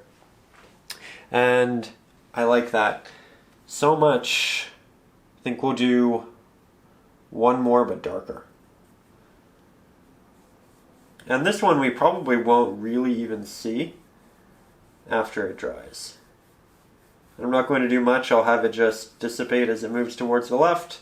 I'm just kind of looking for one more edge to a building, but we won't even incorporate lights in that one. With that, I think our next step is going to be filling out some of the reflections that we have here so that we can build larger amounts of light over it. So let's get nice and close. Now we're going to proceed with this area in a similar way to that, but it is far away, so we're not going to see as much detail. With that, I did end up cleaning my palette off, so we'll have to start doing some new mixtures. This first one is going to be, we're going to intend it to be, a little bit darker than what we have here. So we'll double up our Mars Black, just like that. Go in with a test. Getting darker, we'll continue to add more Mars Black, just like so. And we just kind of adjust until we find what we actually need. We can also brighten this middle section. We're going to do that quite a bit actually in a bit, but for now, we'll just get this as balanced as we can. I think that looks like a great next step.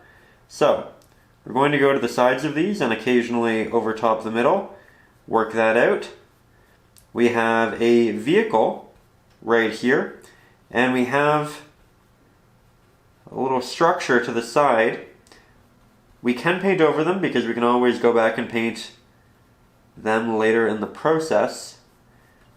Right now what really matters is just building out this spot. So much like before, I'm working from the middle, going out, relieving pressure as we move towards that edge. And that way, we get a bit of a sharper end and one that dissipates. So it goes from very opaque to not opaque at all.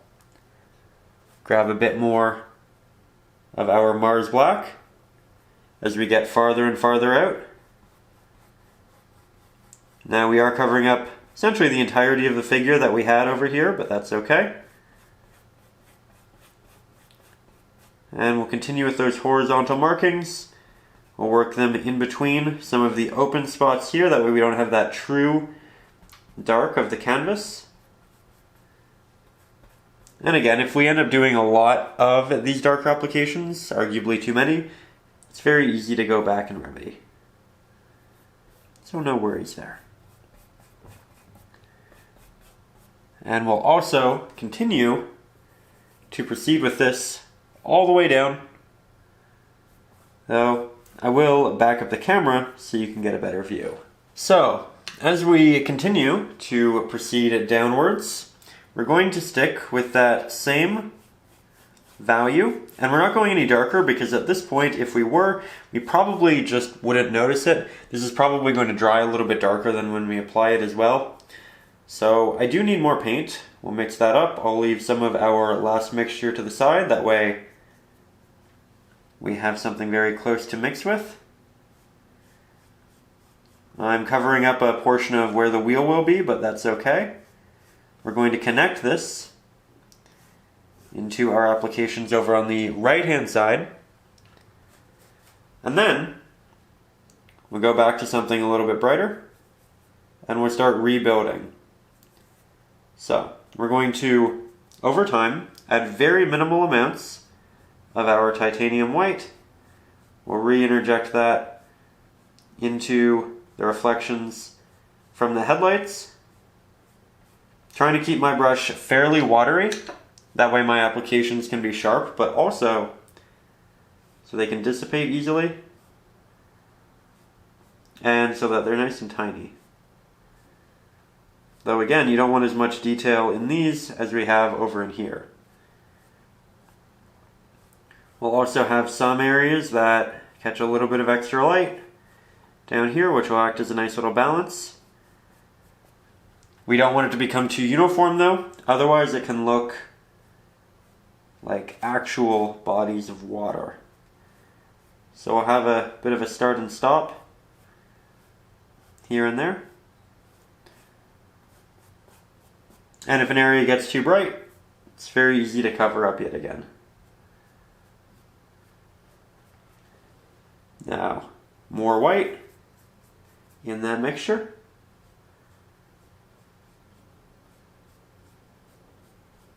There we go. You can see that as you build those layers, it gets a lot better. And it does so relatively quickly. I always talk about the importance of layering with acrylics, and now we can start seeing that pay off. Personally, love painting reflections. Always find it to be one of my favorite subjects, actually. But I try not to do too many rainy scenes, simply so that it remains something special to me, if you know what I mean. I feel like rainy days where I live, while we get them, and at some portions in the season, in abundance, it's not an all the time kind of thing. It's not hyper regular. So I always love and appreciate rainy days. And when I do these, I try to honor that. I try to make it special. There we go. Doing little taps here, especially as we get into the foreground. We have the taps on that side. We want this side to be more simple, but we can incorporate hints of it, especially as we start to run out of paint. This, of course, is only going to be in the foreground. It dissipates as we move into the back. I'm running out of paint, running out of paint. You can have a little bit of that tap going in between the two.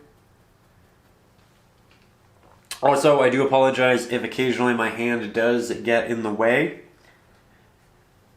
When painting such linear subjects, and subjects with very distinct form, sometimes we have to kind of just articulate the body, the hand, all of it, in very specific ways that will end up covering the camera. That's something I feel like I can avoid quite well now in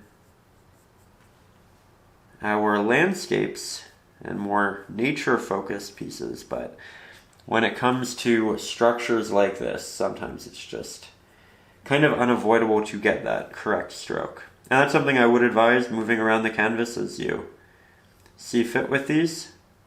Often working from a solitary position when working with structure is going to make it a lot more difficult for you to render the lines and applications that you want to. So, with that, I think that's a good start. We do need to continue building this up though. So, titanium white.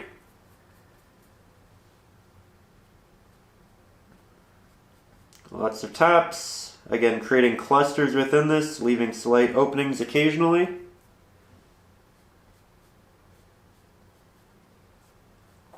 There we go.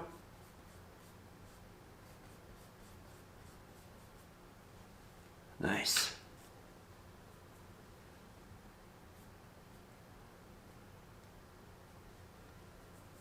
Okay, we'll grab a little bit of Mars Black.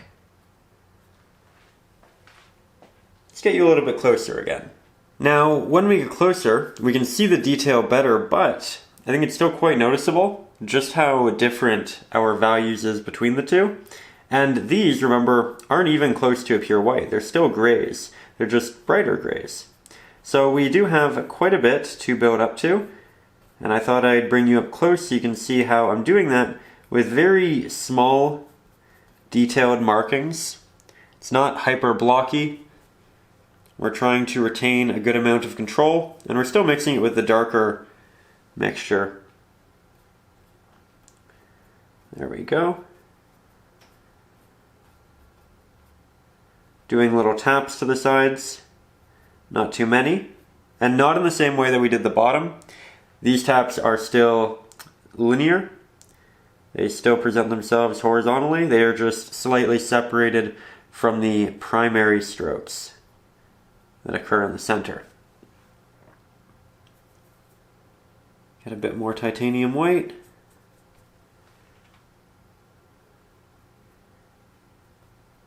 Here, with this highlight, we'll focus a bit more on separation.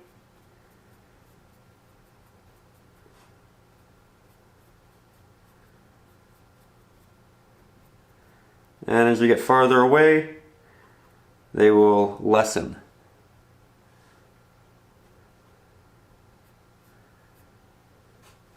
We can use our finger if things get a little unruly.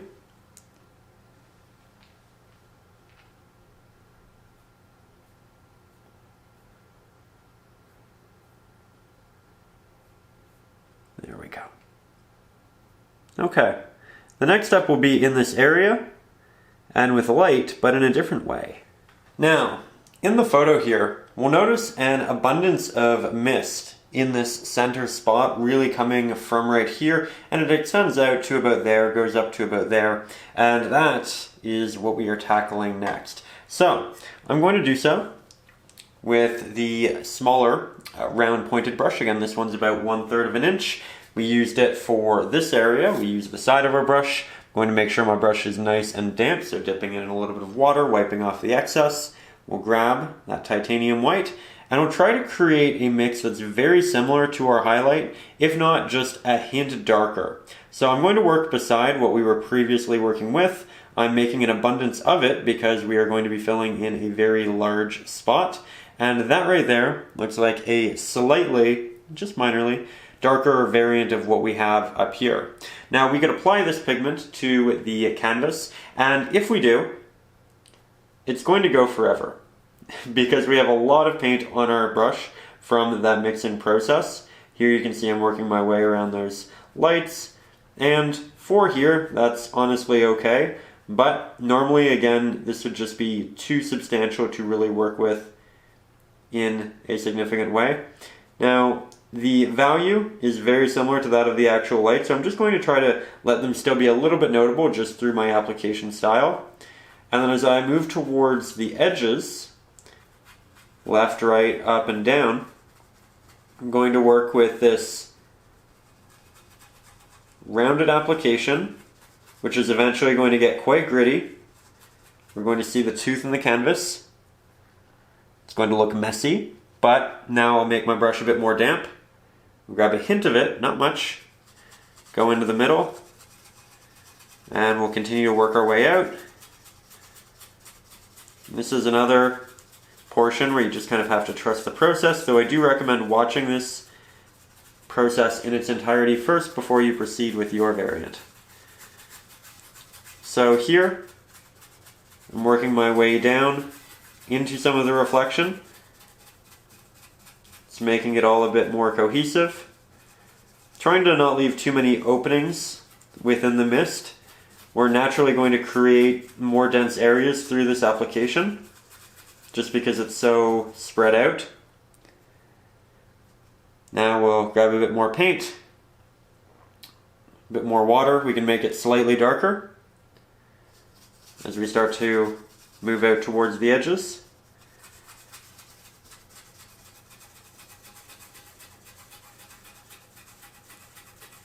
As you can see, we are covering a lot of the buildings, which is fine. We want to work behind this draping portion though. And go over the cars a little bit. Trying to work my way back over here relatively quickly because I don't want this hard line to dry.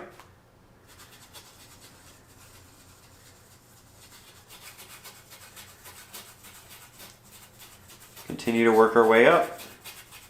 It's getting very thin, so we're not going to have a bright area when this concludes. And we can always go back and brighten it up with an additional layer once it's fully dry.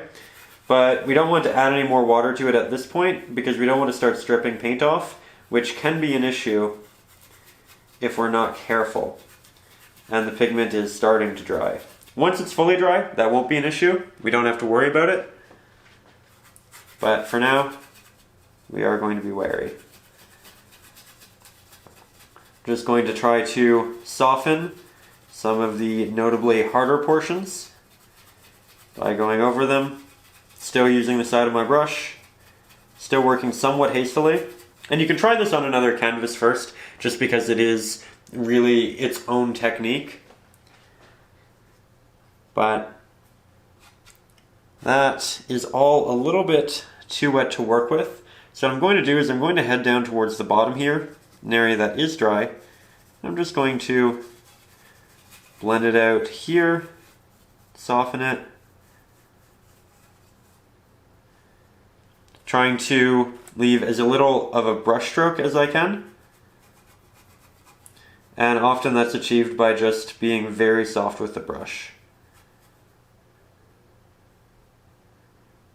There we go. We can have some movements in the mist in different areas. It's caused by the cars. I think that looks quite nice actually. But I do need to let that dry before we really proceed. So I'm going to do that. We'll take probably a 7 to 10 minute break. This is the point in the video where, yet again, I remind you, stay hydrated, make sure you're eating. Easy to forget both of those things when we get really caught up in a painting, but they are important. And if we ensure that we are well nourished, we will relieve shake in our hand and we'll do a better job, especially with city scenes. So take care of yourselves and I will see you in just a second. So it's been about 10-12 minutes and the area is fully dry to the touch, which means we can go in and add our second application. I want this as a whole to be a little bit brighter. I want it to be a bit wider in scope, and I want the visual of the bottom of these buildings to essentially be covered up with a bit more of an opaque application, though I still want it to dissipate into something semi-transparent as we get towards the top. Now, with that, making my brush slightly damp, we'll go in with a slightly brighter variant than what we previously used, meaning that we're probably going to have something brighter than the actual headlights. We can go back and reincorporate those after. So we'll mix that up. I will use the pigment that is currently on my brush in this area. There go the headlights. We're getting wider. And almost immediately, I feel like I need to dissipate this to some level. So we're going to take off all of the pigment from our brush. We'll grab a hint of Mars Black, work that in, go to the outskirts. I'll apply it to all of the outskirts, and then we'll blend into that brighter center. We'll expand with all of it. I'm not going to expand on the bottom as much I do the sides and upwards. Can be a little bit difficult to visually distinguish when it's all wet, but as you saw, it doesn't take too long to dry. And then we can make the fixes that we need. Here I am just trying to create a relatively consistent application, bringing it out towards the right as we noted. Grab a bit of a darker mixture as we do continue towards that right hand side. I'll apply it around our previous application, and then yet again we blend in once we have it all the way around, and we do that very specifically so that we don't have any awkward blends or areas where we're sealing the brighter pigment, moving it out towards wider edges. It's one of those things where if you do it that way, you'll know exactly what I mean. But surrounding that spot and then working in and then working back out really is the ideal way of going about it. At least I found in my experience with all of this. That said, I think that's quite good. Again, we could go back and brighten this. We do need to be careful though as to not strip off the paint that is already there. So we'll go in with that same pigment, see if we can get a nice little expansion.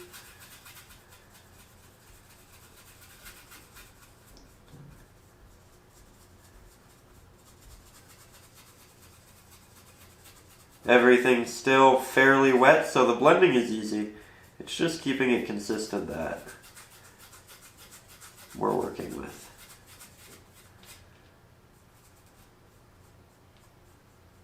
There we go.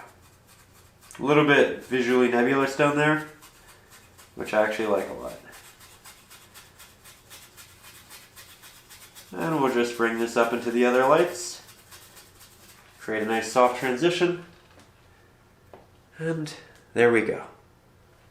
Yet again, I waited and let all of that dry. Now, we could go ahead and add another layer to this before going back in and adding our headlights, but we're getting to a point where we'll get a much better estimate of how bright we want everything to be if we go ahead and add those headlights in first, especially the brightest variant of them, so we know how bright all of this can be in relation to them, still having them stand out. So they are the next important step. We are going to still stick with the 1/3 inch round pointed brush, and we're going to go very, very bright. So I'm going to take some titanium white, move that to a clean spot on our palette. I'm going to grab just a hint of Mars Black, maybe 1/12 that of titanium white. You can see that it does have an effect, but not a dramatic one.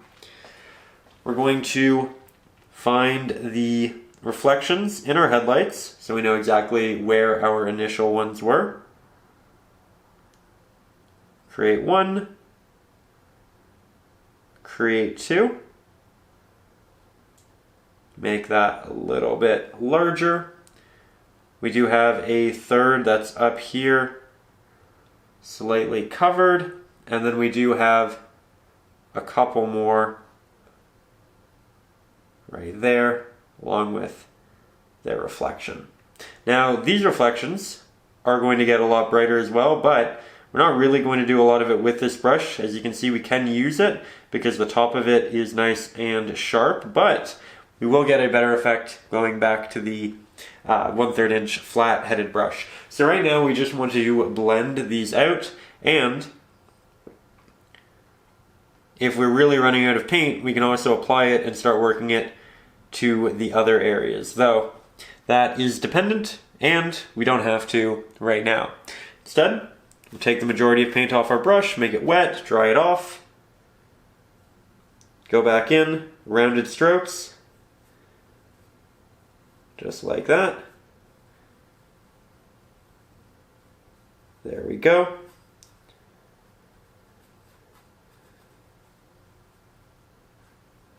Being fairly careful. We want those edges to be as soft as we can, so I'm going to bring this out relatively far. And you know what? I said we want these to be as soft as they can. That's not actually true. Again, sometimes you'll want to leave a little bit of that brush stroke in there. It's very dependent upon the painter. I think it's all quite subjective. And I think that you can actually render a really beautiful technique with that. So I'm going to try to render something that's a bit more soft. But I don't think it's necessary. Keeping a little bit of texture in there, which I think is interesting. Having troubles applying it to the center of this one at this point because I have quite a bit of water in that area. There we go. Just lightly tapping along the edges to give it a bit more of a diffused look. We'll do that on this side as well. We can also go back to our more distant vehicles. Brighten them up to a point.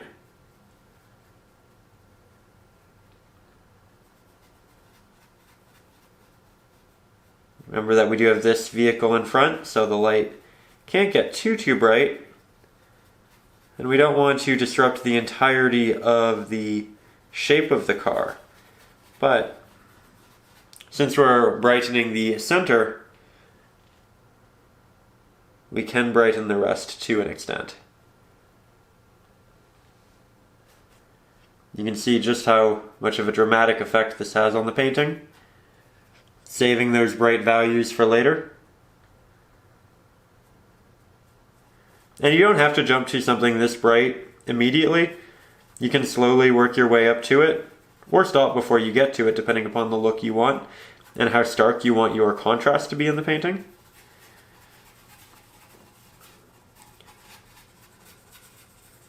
There we go.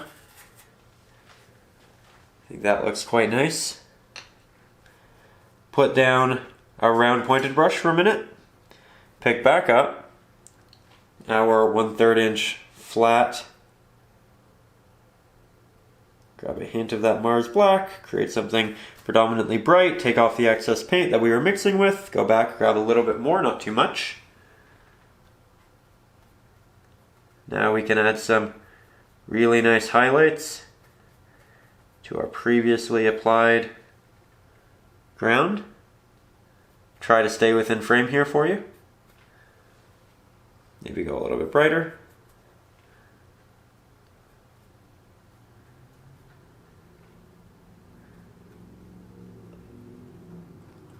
And this is just going to make it stand out to a much better degree now that we've incorporated a lot of additional grays into the painting. Remember, just because it's bright and because we like it doesn't mean that we need to do a massive amount. We're still breaking it up. We're still creating open pockets. We're still looking for that diversity. We can still blend the edges.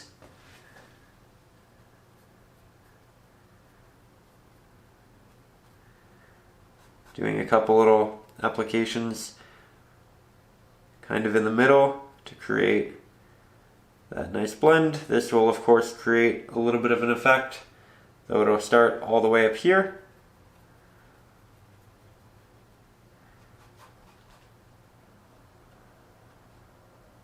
You can use the corner for a little bit more detail work. Love the effect we're getting. Now we'll continue to take that pigment and we can work it even farther down, though we do want it to dissipate, as we've noted. Don't want too much down here, but we do want hints of it. And that's exactly what I'm doing. Softening some of the edges. There we go. I think that's very reasonable transition, especially once we add in the car here and the lights that also are being created from that. Though, we're not done. We also have right up here another actual light. This will require quite a bit of layering, but we can get the shape in now. We're only going to see the bottom half as the top half is covered. So that'll be nice and bright. We can also take this, just using the corner of my brush and doing a little bit of a tapped blend, and incorporate it into these. Remember, we created them all with the intent of brightening them up, but we didn't know by how much at the point of creation. Now we'll switch back to the round pointed, do a bit more of a blend. The blend will soften the amount of highlight in the middle because we're spreading it out, but we can always go back and brighten it again. And that we shall. That said, our work is still far from over. Still a lot to have fun with here. Now we'll get a little bit more up close and start working on some of the detail work right through here. Though, I'm going to begin by creating a very bright light, and said bright light is probably going to be quite a bit of titanium white with 1/10 of that Mars black. So not quite as stark as what we used for all of the headlights, but quite bright in relation to its surroundings. And we don't want to make it as bright as the headlights, simply because we don't want to draw the eye towards the edge of the image here. And while it will be bright, we don't want it to kind of be too bright. So I'll start with that. It definitely needs an additional layer to thicken it to the point where it needs to be, but we do need to let it dry, because if we were to just continuously apply paint, we wouldn't really do much at this point. We need a lighter layer to work on top of because it's semi-transparent, and we need to actually create that lighter layer over time. So here I'm just trying to straighten up that top. I alternatively can wait till we're done and just use the ruler to do so, and I think that'll actually be the better course of action rather than continuously fiddling with it and making it higher as we go. But I'll also grab quite a bit of that Mars black, use a hint of that titanium white, create a relatively dark pigment here, maybe a little bit darker, and we'll start creating some bricks on the side. Now we have this little light post, it seems. I'm going to work on the individual bricks, leaving that darker space in between them, just like so. We can clean it up after by going in with a darker pigment and solidifying the open areas in between the bricks. But for now, we're just looking to get a nice base in. There we go. There we go. Getting closer and closer.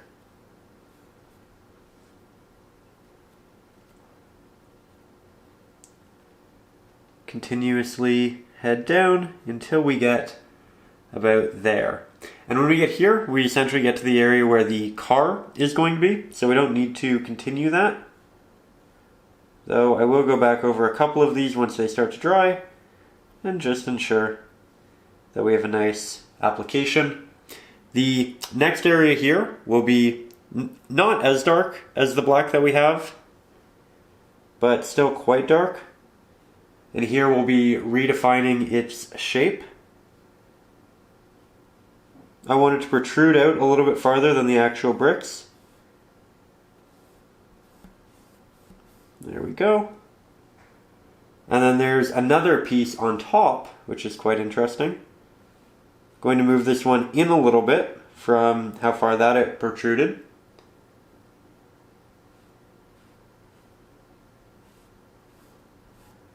We'll fill this in using that same pigment. You can see that it's a little bit brighter because I had slightly brighter pigment on the side of my brush. And when I pressed my brush into the canvas, it did a bit of a blend. But I am okay with that. We're going to have some glowing text inside. And so I'm actually just going to make the top of it a little bit darker as the edge, just like so. Perhaps the bottom. though we don't want it to look like we're just drawing an edge. This is an actual edge around a seemingly digital area. At least that's what I can tell from the reference photo that we have right there. And there you can kind of get an idea of what we're working towards. We still need to add more detail in the actual brick, but it's a good start. Then the top of the structure here does have a bit of a very simple house shape, very geometric. We have a sharp line there, and then it moves up diagonally, just like that. Now it's looking unique, kind of nebulous in regards to the actual subject, which I think is interesting in a setting like this. Often I feel like the best urban paintings, cities, they look better when they have pieces, elements that aren't easily distinguishable. Because if you just pass by an area, often you'll find just an amalgamation of shapes, right? Now, I'm going to switch to our liner brush. Very small, great for details. We'll create a pigment that's slightly brighter than what we have in our bricks. And you can also do one that's slightly darker, but the brighter one is going to be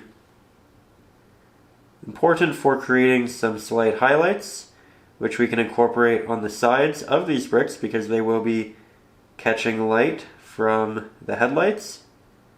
So I'm going to do that predominantly on the right-hand side of each brick, make it a bit more three-dimensional. There we go. Not applying much pressure. It's not much brighter either. Now we'll create a bit of a combination and create a little bit of added texture back into these bricks.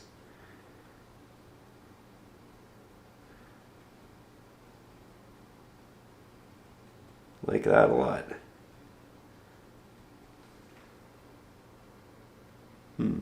Just playing around.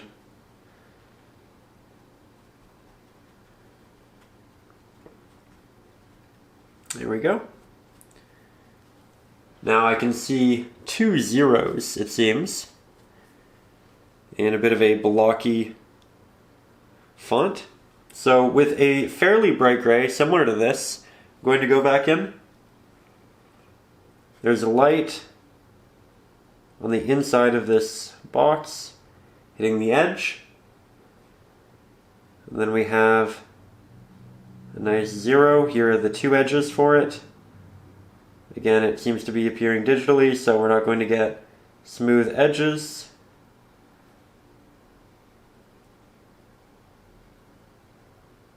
There we go.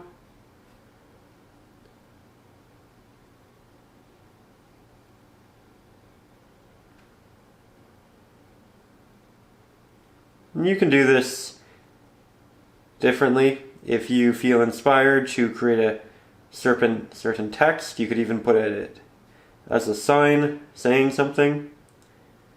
Perhaps we change it to be more round.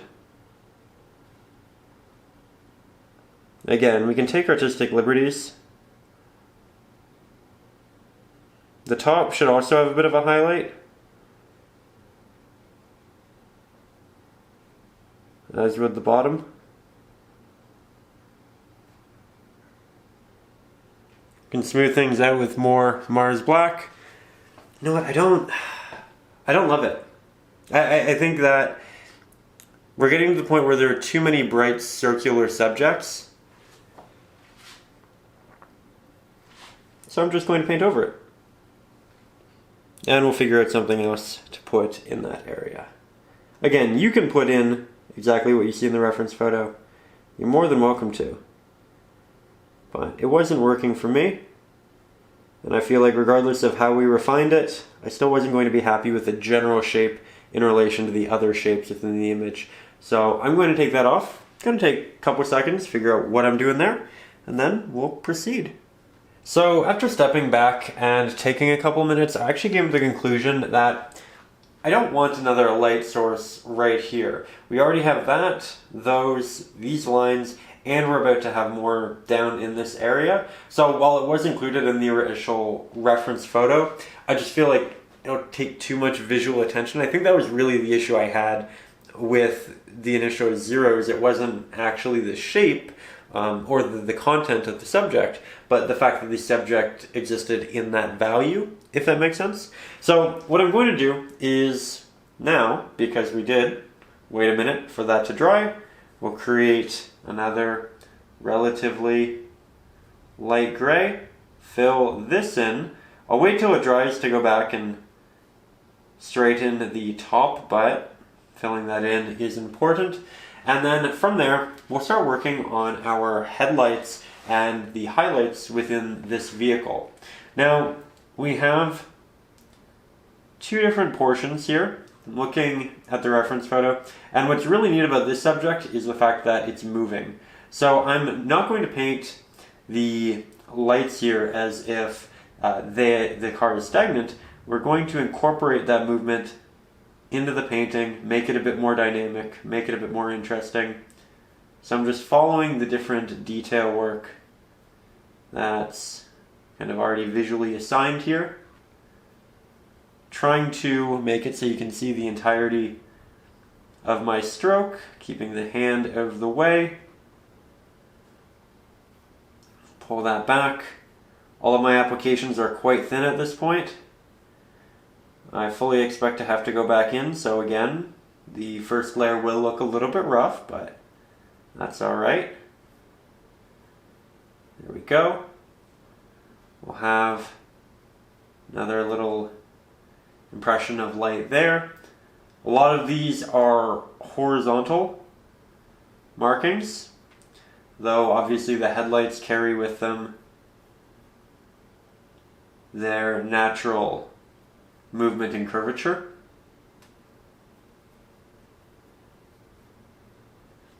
It's all becoming a little visually samey. So we'll grab some titanium white, brighten it up, and highlight the more prominent areas.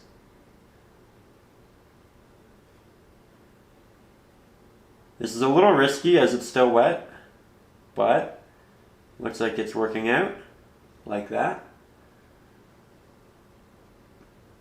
A little bit of a light down there. The car itself, still lacking shape. So I'll grab some of that Mars black, a little bit of titanium white, very small. And I will redefine the outer shape,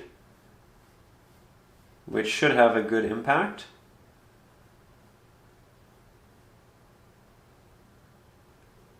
Again, attempting to keep my hand out of sight with the camera. Making multiple strokes rather than elongated ones so that I just have a bit of additional control in here. There we go. And I think I'll actually use this right now to touch up some of the brickwork that we have up at the top. Just add in some further separation. I like that a lot.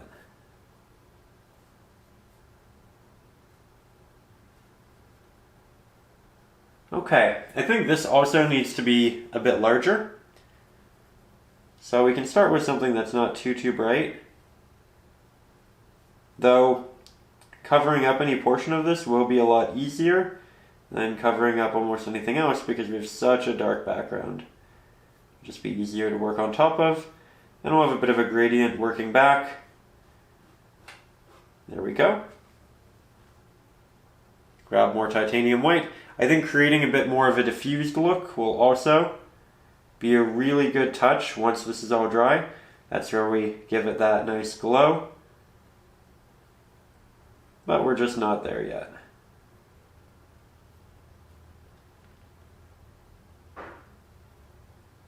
There we are.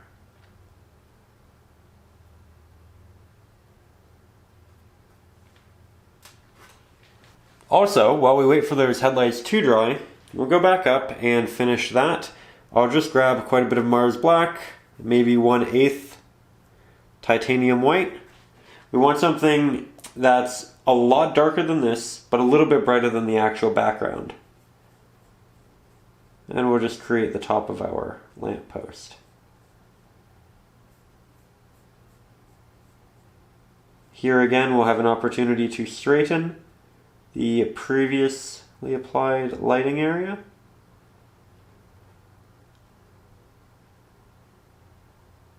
Though we can always switch to a liner brush should we need to continue to get in a little bit more detail. That said, one fairly close up, I think that should work. I'll add slight highlight to the top and to the right hand side to show its reflective qualities. Now when we step back, because we've essentially applied a very thin layer of dark gray to just about everywhere else, this looks quite awkward and stands out. I like the general placement of the lighting and I think it's all correct in relation to the photo, but by diffusing some of these lights, having that light kind of come out a little bit, it'll look a lot more natural. So we'll grab some of our titanium white, our Mars black, mix up essentially what we were using for this area. Make it very wet, make a slightly darker variant. We can start working that out from the edges. Again, there's a lot of water on my brush. We use the edge of said brush, work that out, and we'll get a similar effect to what we have in all of those other areas. Going to work relatively hasty here, just so I can get a good consistent blend, especially here on the foreground. We'll brighten it just a bit, go back into that middle area, take off the excess, and this is where it'll start to look a little bit better. Though, we still haven't applied any of our brights, and that'll have an impact as well. There we go. Definitely need to add some of that glow to the other little pieces. Make it significantly more bright. Go back in, rework the primary brighter subjects, just like that. Take off the existing paint. We can blend this back if we want to, out even. Though if we do blend it back and out as I just did, do recognize that we are thinning that paint to a point, and therefore we'll have to go back in with those highlights again. It's just going to give us a bit of a better glow. And again, I'm using my finger to achieve that softer look, though if you do that, make sure your hands are entirely clean, because you don't want the oils from your fingers to hinder the next application of pigment. Sometimes if you have a lot of oil on your fingers, you can kind of create an area that doesn't accept paint, or at least watery paint. You have to create a new layer of very thick pigment and then wait for it to dry, then come back in, then do the more watery application. Going to put that down. Something I can't see in the printed reference photo, maybe it's in the digital one. I have my phone on the other side of the room right now, but I want to create just a hint of a separation between the bottom of the doors of the car, essentially, that area, and the rest. And I'll have it go all the way to the front, or at least close to, and then we'll have it dissipate. But it's just another little detail. I wanted something linear in the car that kind of points in towards the actual painting, and I think this just makes enough sense. A second little piece there. There we go. Okay, now we do have a figure here, or at least we did at the beginning of the painting. I'm going to take a couple of minutes, sketch that back in, and then we'll paint the silhouette together. Now, as you can see, I've went ahead and resketched in our figure here. I just used these woodless colored pencils, and I do that again because if I don't go over all of the lines, I can simply wet my brush and then go over set area, and it should take off the majority of the drawing. It's essentially drawn on very softly, so it can be removed with ease. But with that, I am going to use the liner brush for this portion. We'll grab quite a lot of our Mars Black, maybe 1/12 that in titanium white, so not a pure Mars Black, but certainly comparable with the darkest darks within the actual image. I have my reference photo right below, and when I go to apply this, as you can see, it's going to look a lot darker than really anything else. Remember that this wet paint won't be this dark when it actually dries, but if it ends up being too stark, you can just go over it again with something a little bit more gray. So I'm going to begin, as you can see, by working on my outlines. And when you're painting, you never really want to focus on painting outlines on subjects. It's really just the values and how they connect. But here we are just going to fill this in, so it's okay. Something I personally tend to do, unintentionally, is draw my figures to be larger than they should be. So I know when I go ahead to do this, if I'm not using an actual traceable or a projector or something of that nature with the traceable, to actually intentionally draw the people in a little bit smaller. And that's just something to consider for you, as we all have different tendencies. Maybe you actually end up doing them too small. Just consider that as you go into the creation process. Also, I'm going to try to keep my hand as out of the shot as I can, but again, this is another subject, much like the surrounding area, that sometimes you just need to move a certain way to get the proper angle, and I do apologize if I do end up covering certain portions. I will be as mindful as I can. Here we're creating a fairly straight line. You could use a ruler or something for that singular portion. Something else I noticed, there is a little purse, and it's attached by a bit of a string there, or a handle. So we'll paint that in. There we go. And here you can see I do start to fill in some little portions as we go. You're also more than welcome to paint a different figure in, should you want to, should you feel inspired. Or a couple. I feel like that's a not common, but semi-regular thing for this type of scene.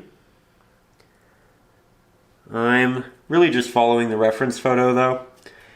And again, you can find the reference photo up over on Patreon, but I'll also link in the description. The traceable will just be up over on Patreon, which will again also be in the description.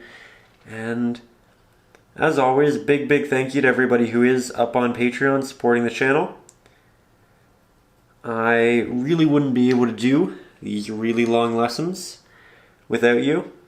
I talk about this here and there, but it seems on YouTube that if you make an 8 to 20 minute video, it has a really good chance of doing well.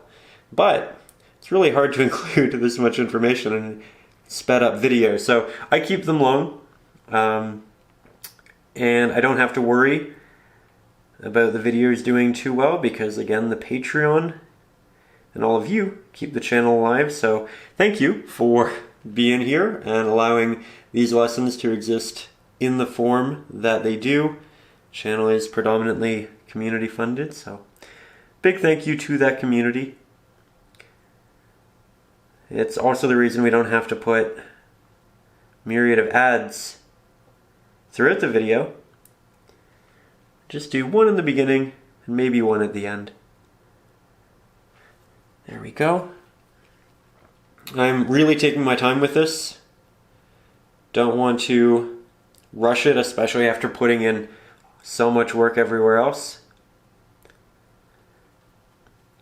But again, on the note of Patreon and all of that, again, up there you can get the traceable, the reference photo, as well as all of my ebooks, including Acrylics for Beginners, which is essentially the essentials, everything you need to know about acrylic painting before you jump into your first acrylic painting.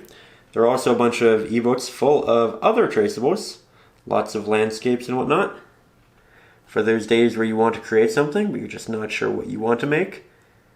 Maybe you don't want to follow a 3 to 4 hour tutorial that day. You just want that line work to work with. So that is up there. We also have a great private community for all of the patrons to access up over on Facebook. There everybody posts their renditions of these lessons, so it can be really neat to see just how everybody interjects their own stylings and different techniques. Great place to kind of ask questions and get help from the community. So there's a lot of really good things going on up over there. And of course also just really help support the channel, but always feel very compelled to say this. If you can't, it's okay. I appreciate you just being here, being a part of the community, watching the lessons. That too means a lot. And I always appreciate that people are still just interested in acrylic painting and really spending the time to do as good of a job as they possibly can. I think that in itself is pretty great. So don't worry about it if you can't, but if you can, also a big thank you. I'm getting towards the bottom, and something that I'm finding is happening right now is I'm not going over all of the outlines, and the outlines are starting to make it look a little bit messy. If you find that and you're having troubles distinguishing what the subject is and the area around it, if you need to expand areas and whatnot, often I don't expand to match that of the lines. Instead, I'll let this dry and then I'll wash off the lines, and then I'll know where I actually want to expand without a relatively busy area or space, right? So something to consider. Next though, we are going to start working on the legs. They are rather far down, so I'm going to find a new stance, and we're going to ask my back to be friendly here with me. We'll start with the outlines, and then I'll fill that area in briefly. This leg over here to the left, there's quite a bit of bending going on in it. There we are. And we'll have that work down with the foot. That one is elevated. It's not actually on the ground, which I think is worth noting. All of the pressure and the body is on this back leg. And if you've done a figure drawing before, you know that that's an important thing to recognize just for the general posture and form of the actual figure. We might have to touch up some of the edging, but we can do that with just a slightly brighter variant of this, one that matches that of the street afterwards. And then that foot goes forward. There we go. Now, the coat itself is a little bit brighter in the reference photo. So now that we have that base applied, I'm going to make the coat a little bit brighter. This will distinguish it from the purse. This might be too bright. I'm going to grab some extra Mars Black for the mixture. We can of course actually test it on the reference photo, but I think I have a pretty good idea of what I want here.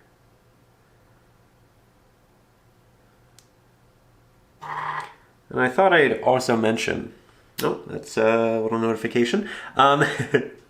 Well, I talk about the Patreon and all of that, and the fact that the traceable is up there. The reference photo itself will actually just be in the video description. I found that on a royalty-free site, and you can just download that. No sign up anywhere. Nice and easy. There we go.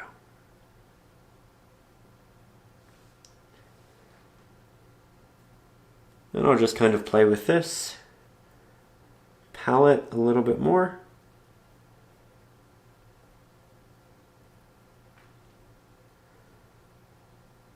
There we go. I'm going to let that dry, take a step back, and just see how it's looking from a bit of a distance.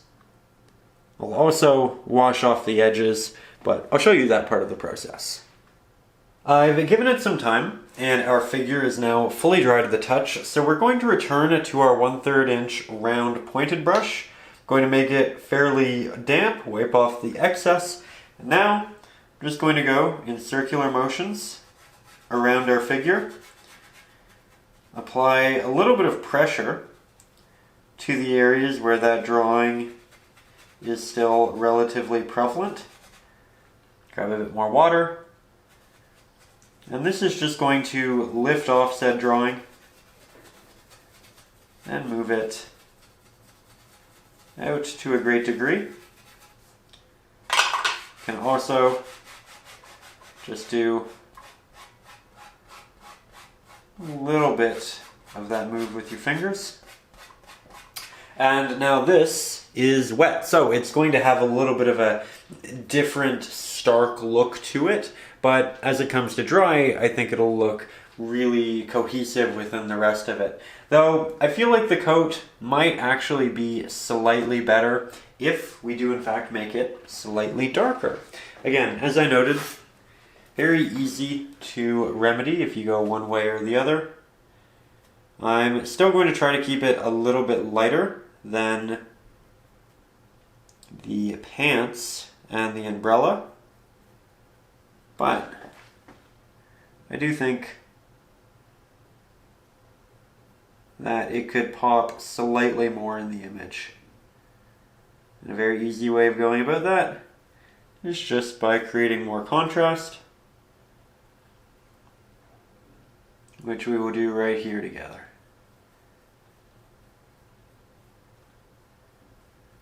Again, this will look more stark for the very near future while it dries, but I think that'll be great. And then once it is, we can get to glazing. Now, it's worth noting, before you start this process, you should probably clean your water and your brush, just so that you don't take gray from your water dish or your brush and rub it in addition to everything else. But you definitely want to clean your water and your brushes for the glazing process. I will grab some pigments and we will have some fun adding some color to our current piece. That said, you don't have to. You can keep it gray. Like to note that. I think that a lot of these paintings look really good in black and white. We've done a couple on the channel before. Often I really like them like this, but color can also bring something special to the table, so just thought I'd throw that out there. As I was cleaning everything, I thought I'd actually just give you a nice little close-up of everything all cleaned up.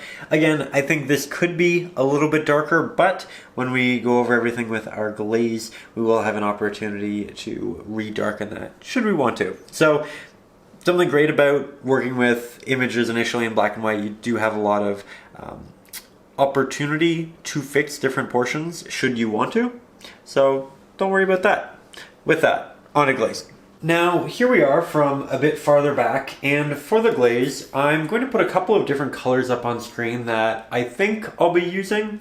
Definitely the Cerulean blue from Winsor & Newton. You can see that right here on my palette, and I will be using a 1-inch flat-headed brush to apply the majority of this because it can cover a decent amount of space while not taking up too much space and still giving us some option for detail and changing of colors. Now, additionally, the reference photo has everything in a bit of an orange. It's all very warm. What we are going to be doing is a bit of a cooler look for it. Again, working with blues, we will have hints of orange, but that'll come a bit later. You are more than welcome to follow what you see in the reference photo exactly, but I had a different vision for what we're doing, and all of the techniques transfer over the same way. So don't worry about that. With that, when we create a glaze, we're essentially creating a very thin pigment that works over our painting and simply changes the hue that's there. We're not changing the values for the most part. We still get to see all of the variance in values that distinguishes our subjects. We're just adding on color. So with that, I'm going to make my brush very damp, if not wet. I'll grab a little bit of that cerulean blue, bring it out to my palette here, going to grab more water, add that to the cerulean blue, continue to thin it out, and we're essentially creating what is very much akin to watercolor in terms of consistency. It's very, very thin, and we want it to be thin so that it, again, doesn't hinder the values. So there we go. You can see that it's actually dripping on my palette. I'm going to start in the back here, and I'm going to work that up. I'm going to avoid this light because I know I want that to be a bit more orange. I'll just let this all dissipate fully as we move up there, and I'll let it dissipate as I move over towards the right hand side because we're going to have a lot more orange within these buildings and the lights that they create. Now, I can also apply this vertically, as you can see. But the goal is to not have it dry in large amounts in any one area, and I just continuously go over it, reworking it, until I have something that looks quite nice like that. That said, I know that I want blue over here. This is something that is in the reference photo a little bit. Different colored headlights can be a really nice, easy way of distributing color.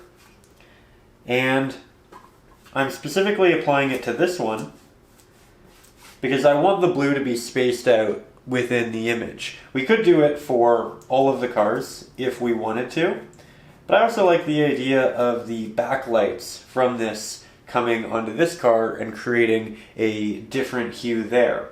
So different things to kind of consider through this process. We'll also grab a bit more of that blue. It's really starting to get out of hand, so I'm going to take the excess off and wipe it on a cloth. And we'll have a bit of blue right here on the bottom of this, where you may take artistic liberties in terms of what these lights actually are and do. Again, I always feel like I like to put the painting in the atmosphere first, and then I oblige reality as best I can while still serving the general mood and feel of the painting. That said, I also want the top area to be a bit more blue. That way we have the blue surrounding the warmer area, and that'll make it feel much more warm by contrast. Do need a bit more water in that, and you can tell by just how thick that application was. You can see when I move it around, it becomes a lot better. I'm avoiding these lights for the most part because I initially intended to make them a bit more orange, or at least have more option. But I think what I'm going to do is I'll take some Mars Black, and with this I'll create a wash, but it's not going to add any color because it isn't a color. It's black, right? So instead, we're going to use this to change some of the values. I think that becomes far too prominent up here with the blue. So I'm just going to darken it a little bit. And because we have so much water on the canvas here, we can essentially blend this in to the blues so that there aren't any hard stops or starts. Just going to add a bit more of that thick Mars black now that we have that water built up. And you can see that detail just start to go away. This obviously looks more dark than any other area of the painting because again, it's reflective. Once it dries, it'll look a lot more natural. And I'm actually looking in the viewfinder of the camera to see where I want to apply this because the angle that I'm at doesn't show it as accurately as the angle of the camera.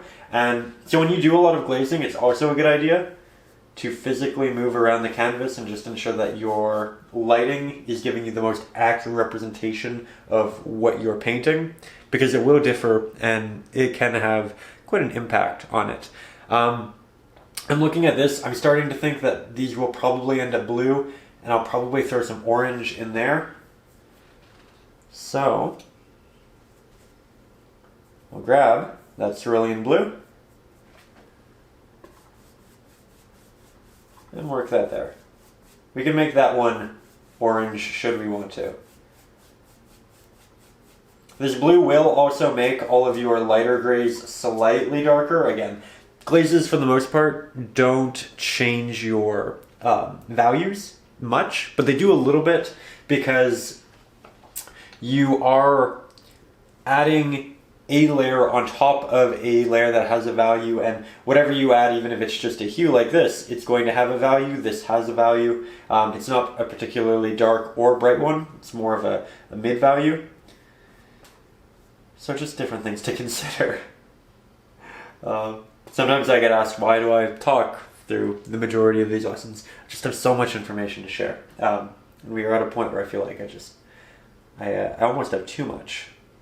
It's almost like I need to be able to talk without even painting, which I suppose is an option, but I don't want you to be here forever. So with that, I'm actually going to let this dry, clean my brush extremely well, clean my water extremely well. We'll grab a burnt sienna and we'll use that for our first applications of orange.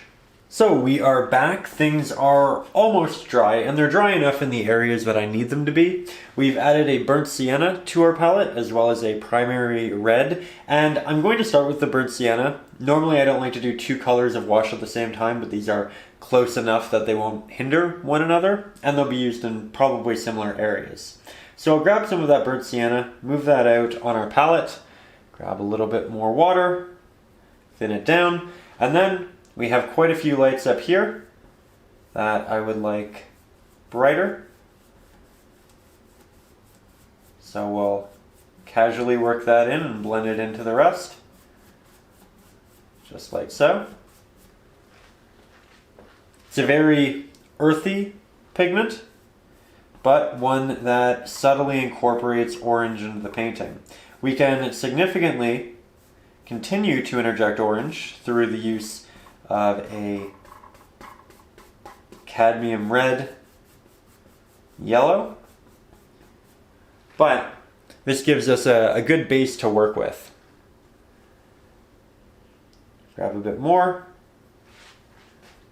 definitely apply it to this light, wanted it up in there, and I wanted it in a window. Again, we're spreading these things out.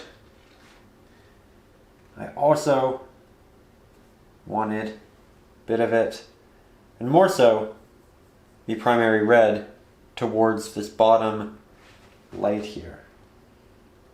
I think I still have too much on my brush. Do you look at the brush before you actually go ahead and apply it?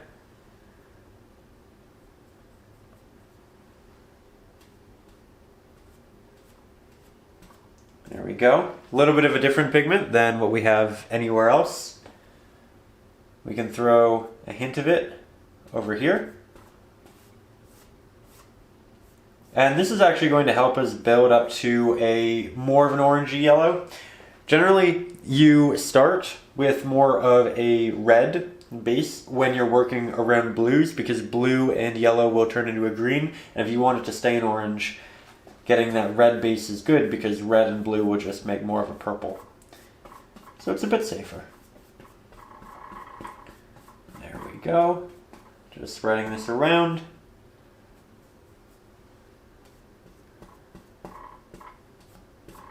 Really like the pink over here, so I'm just allowing it to be a bit more prominent. I say pink. It only looks pink because it's a combination of a lighter hue and red, and when you just add light hue to red, or light value rather, you end up with a pink.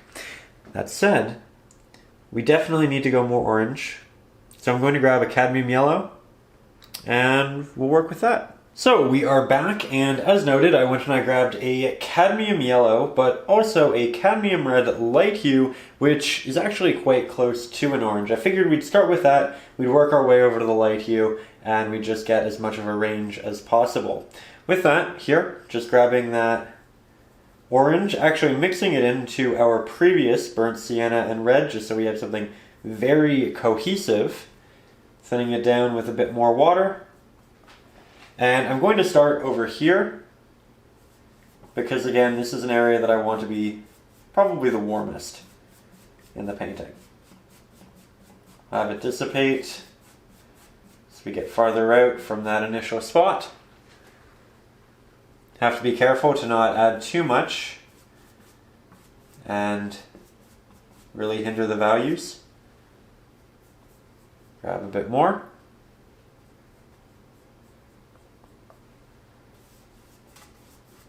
Slowly building. I think that it's very easy to go in and add a lot and make it quite prominent from the beginning, but you'll end up with a better result if you do take your time and put in a little bit of extra care. Now we'll grab our cadmium yellow deep hue, about an equal mixture of our cadmium red light hue. And you can use a pure orange or different variants of your yellows. I'm just using this yellow in particular because it's a bit warmer, and so it blends with our oranges and reds nicely. There we go. You can even leave your brush strokes in for this, and that itself can leave a very nice look. I do want more of a yellow at the top here. And then I'll transition into more of an orange for the side. You can play with this depending upon your inherent liking for the pigments. Again, you can also just do it in the same vein as what we actually saw in the reference photo.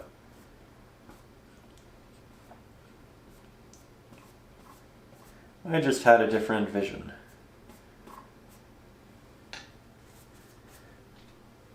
Something you can probably see here is that we're getting a bit of a hard line with just pushing all of this water to the side. So I'm going to move that about quite a lot more, using very little pressure, bringing it over into our blue a little bit. You can even use your hands, though do be careful again, you don't want to hinder the painting with any additional oils you may have there. I think that this in itself is making this area look a whole lot better. And in those scenarios, I find people can get kind of confused as to what's making the painting better. They'll assume, oh wait, this is looking really good now in comparison to that. Maybe I should make this look like that. But it's really the contrast that's making them both succeed. So something to consider. Continue to add these up here. I like to work with hard vertical or horizontal lines for the majority of our glazing, by the way. And I do that very specifically in these paintings, cityscapes, because we already have so many very specifically elongated, strong markings that it's just going to match well within this setting. With that, just going to take a step back, give it a good look. I think right now, diversity is something that it could probably use. I want more blue though within here. Not too much. I'm going to mix it and just make sure that it's not really a green because we were working with yellows. If the brush or the water became too diluted by the yellow, we would have that issue. But it seems like we're okay. Probably because we just are using so little paint. But it is something to check. Just do a bit more of a blend here.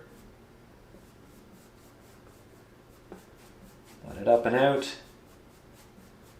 Just make it all quite soft. We are getting a little bit of green, but it's creating a really nice, unique pigment.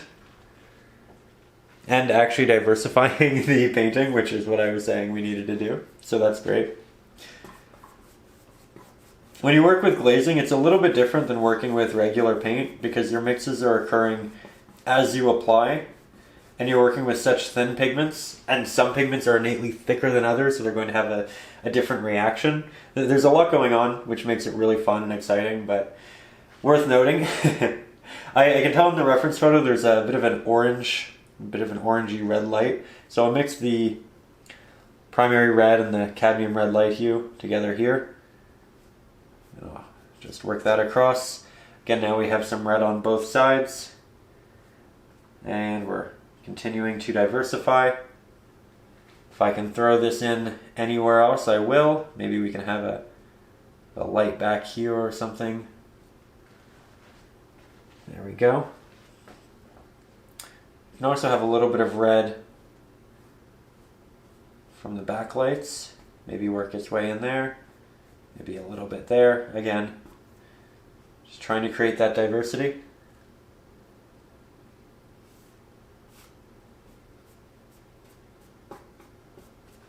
There we go. Just trying to bring it all to life. And I think we're doing a good job. I think it's definitely getting there. Going to clean off our figure a little bit. Just ensure that there isn't much of a paint buildup in any one area of them. By continuously adding the pigment to that figure, it's getting more and more lost within the painting, which isn't a bad thing. It actually really, again, brings it all together and makes it a believable place. But if you really want that character to stick out, you can paint it again afterwards with just more of the darker Mars Black and Titanium that we've been working with. With that, I definitely want more of an orange up here. So we'll grab half and half cadmium yellow and cadmium red light. Cadmium yellow and yellows in general are very, very thin pigments naturally. So when you really want them, you need to build them up to a great degree, especially when you're thinning them. And that's something we are constantly working on in this, much more so than the blue or the red. Blue's a much thicker pigment naturally, and it's just not requiring as much work or attention. Here I'm trying to fill in the middle areas that just weren't getting color for a while.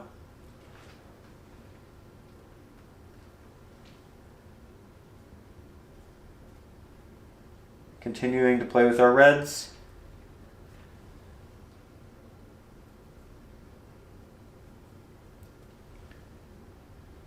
Really having a lot of fun with this.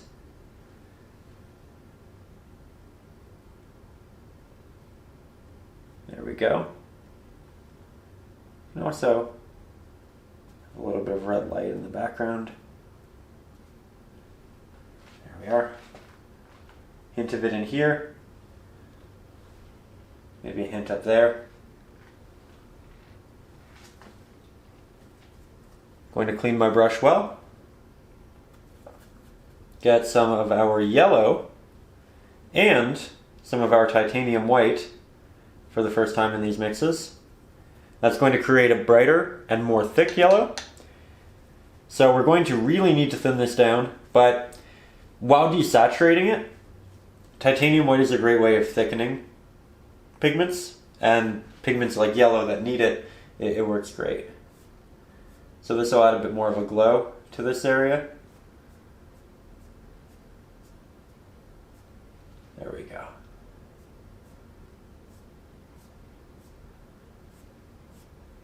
Love that.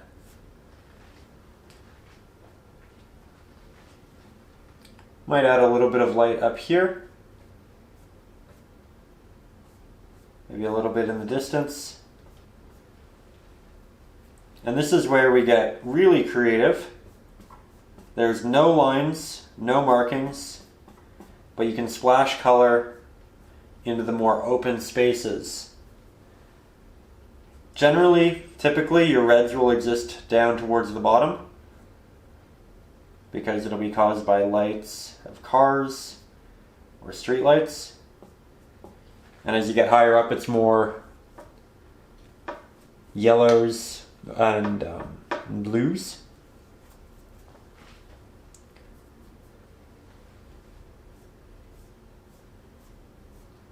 Of course, as it all dries, we'll get a much better feel for all of it.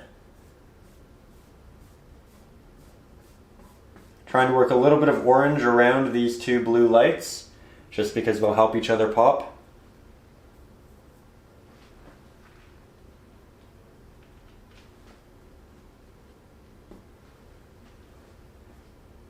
You can see that I'm just adding almost abstract markings of color at this point.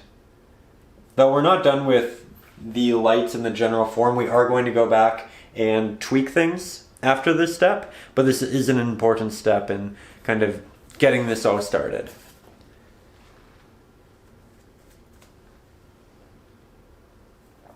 Grab a bit more of that.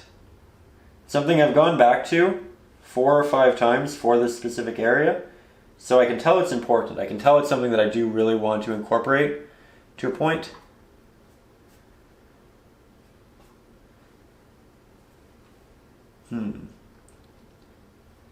Maybe if we add a little bit of red in there to the top of this building. Yeah. If we add blue to it, we'll get some purples as well.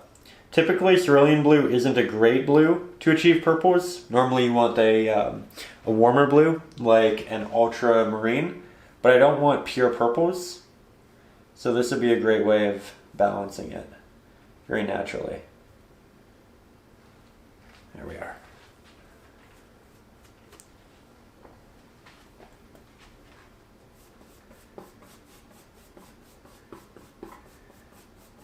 I want a bit more color here in the foreground. So I'm going in with the blue, allowing it to mix with the yellows that we have in the middle, rendering us a bit more of a very subtle green.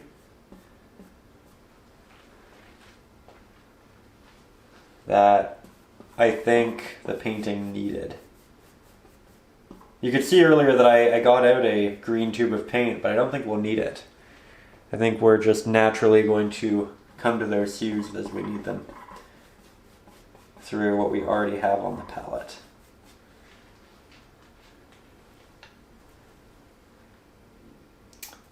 Get more yellow or blue.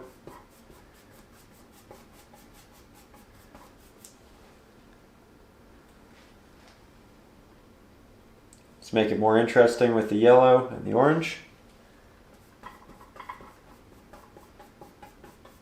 Get that green transition. And we can cut it through a couple of times. Not through all of it, but there we go. I think we'll keep this area as more of that natural blue. Maybe we can cut a little bit in between these two lights, but that's about it. I really do want that to become a strong atmosphere in the background. I'm going to take some water, just water, and strip off some paint from our figure. retain a little bit more form. The painting itself is very wet right now, so we can kind of remove paint with ease, at least this colored layer. And you can see that color is still left on our figure, but we're taking off enough that the initial values underneath are regaining their prominence. There we go. Bit of a blend. Trying to keep my hand out of the way a little bit too. Let's actually have it blend up a little bit from the bottom. There we go. Okay, top of this building now. I think I want some of the almost green that we have right through here, right up over there. So, how do we do that? How do we make green? Blue. Just a little bit, because blue is a very strong pigment, as we know. And a hint of yellow.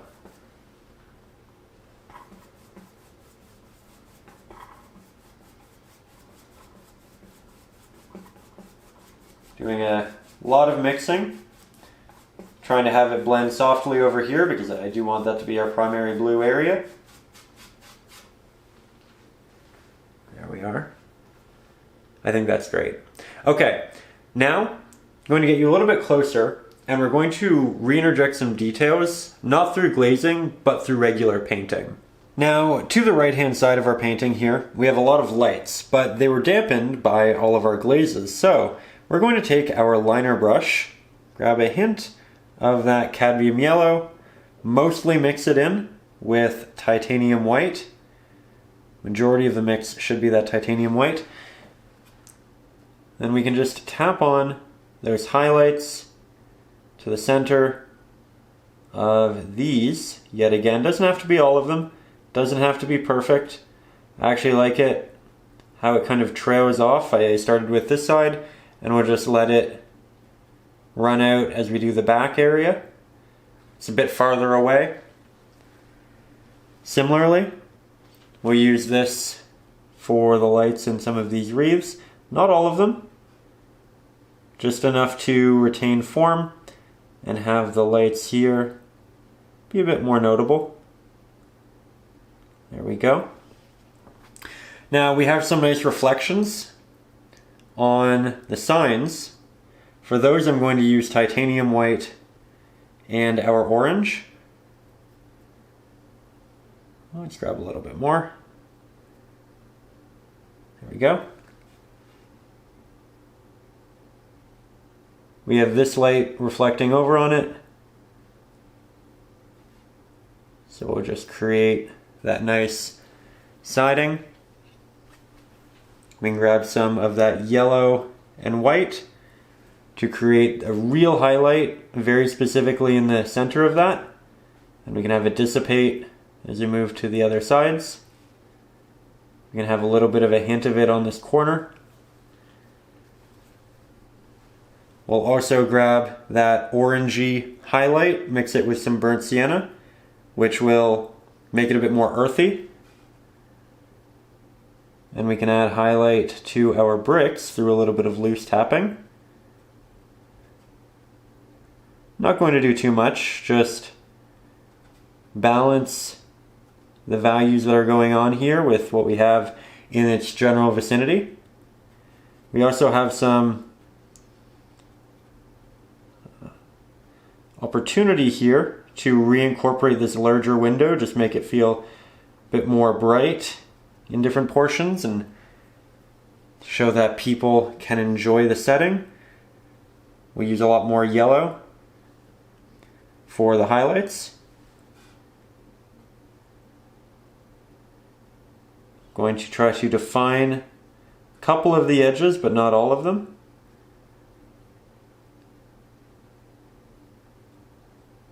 There we go. Very loose, nebulous strokes. And then I'm going to go back in when I don't have any paint and just soften a lot of those edges. the applications here are a bit more impressionistic. You can also create additional little windows in the background that we didn't previously have, weren't presented anywhere. Soften them, make certain areas brighter.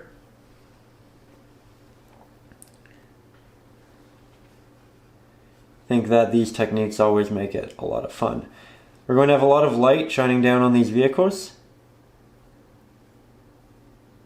so we can just draw that on.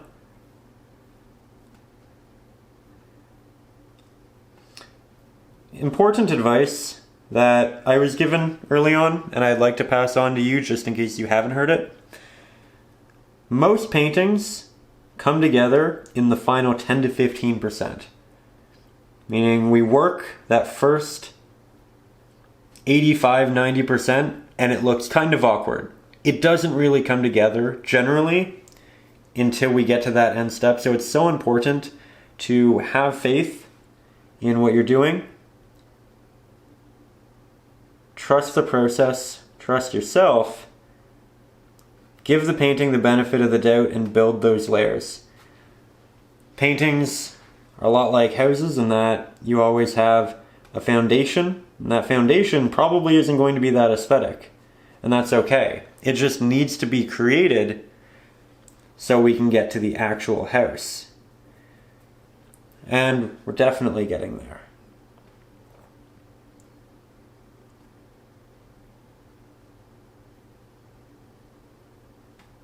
Very thin lines here. Been avoiding my blues because I don't really want to mix back and forth between yellow and blue. But if we wash our brush and are not using too much paint so our paint doesn't, or our water dish doesn't become diluted, should be okay.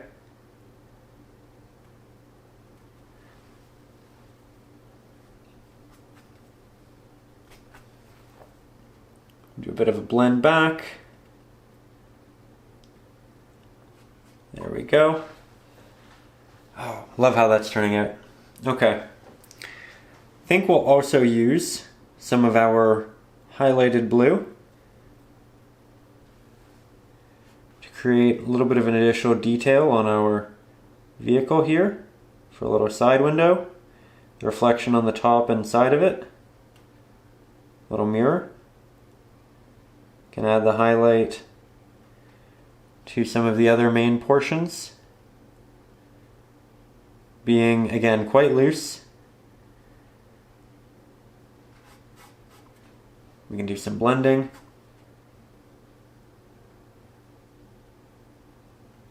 There we are.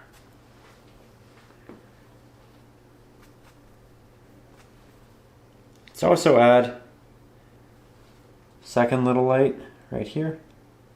Brighten this one.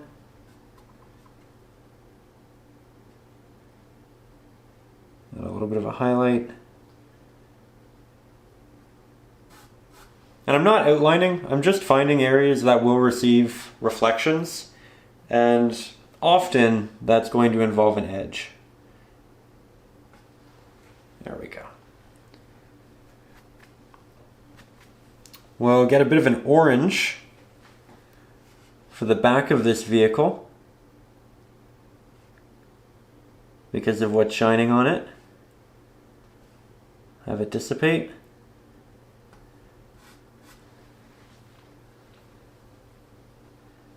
It's where these details really make it special.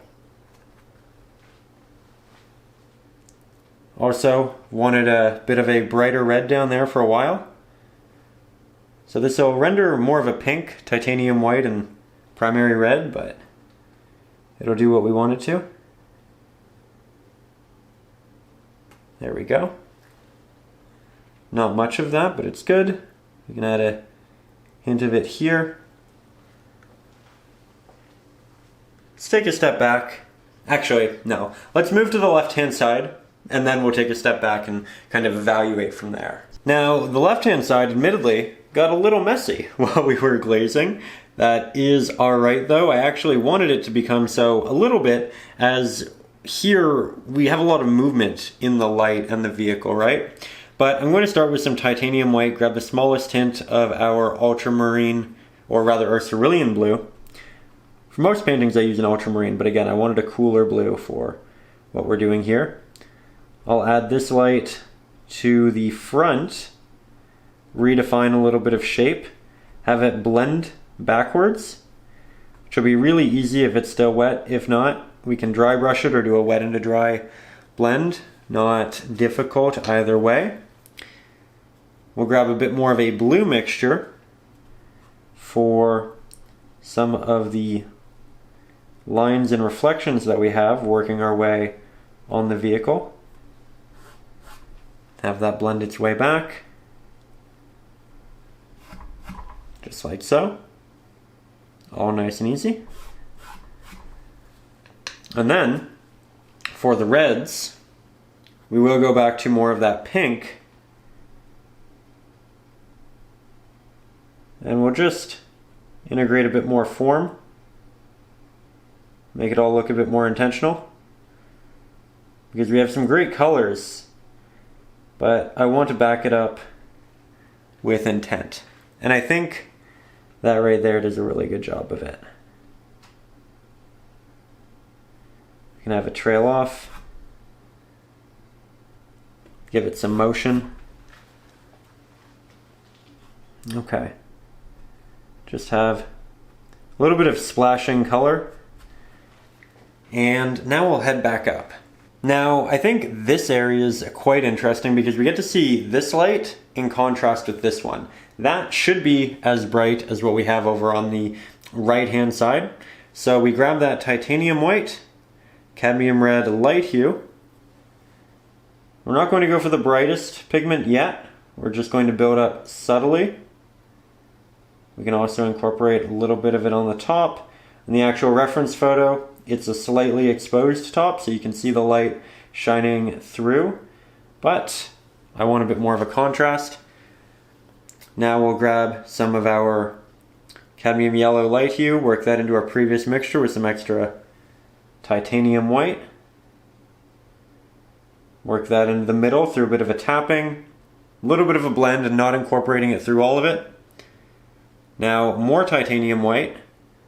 And this mixture should be almost all titanium white. We'll just use a little bit of our yellow. And now we'll work in the true highlights into those yellows. You can see we're spacing out all of our colors to make it a lot more interesting.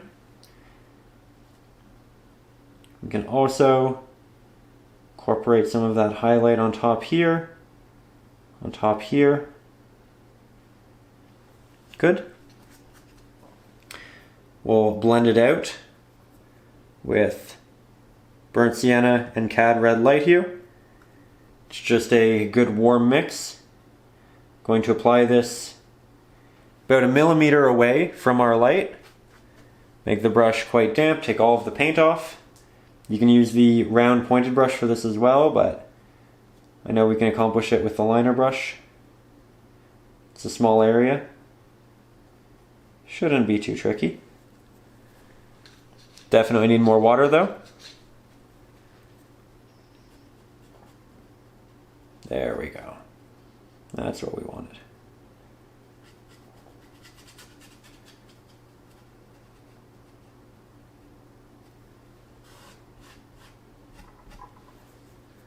As that dries, I think it'll look really good. It's playful. You can do a perfectly smooth blend out, but I really like the wisps. Especially with all of the negative space to the right.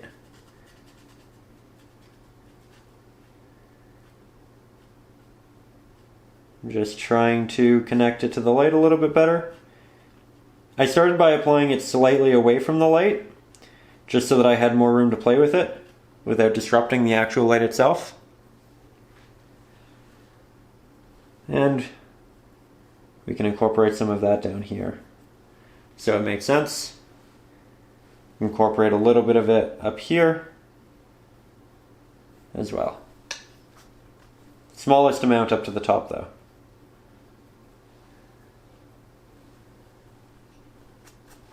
these bricks will be receiving light from these vehicles. So we go back to our blue. Luckily my brush still isn't diluted by the yellow, but if yours is, do wash it first.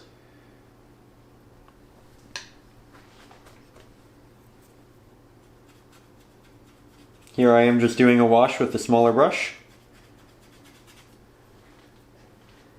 There we go. Nice and cool versus the nice and warm. Similar values, I think it works well.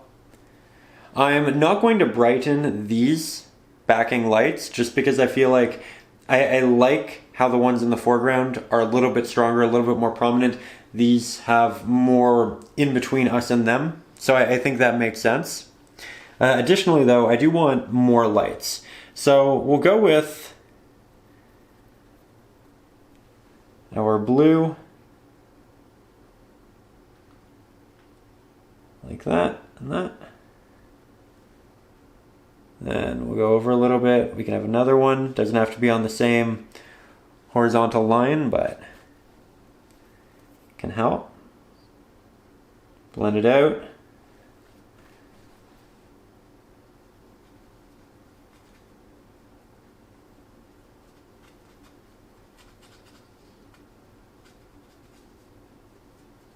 Just creating that light there first.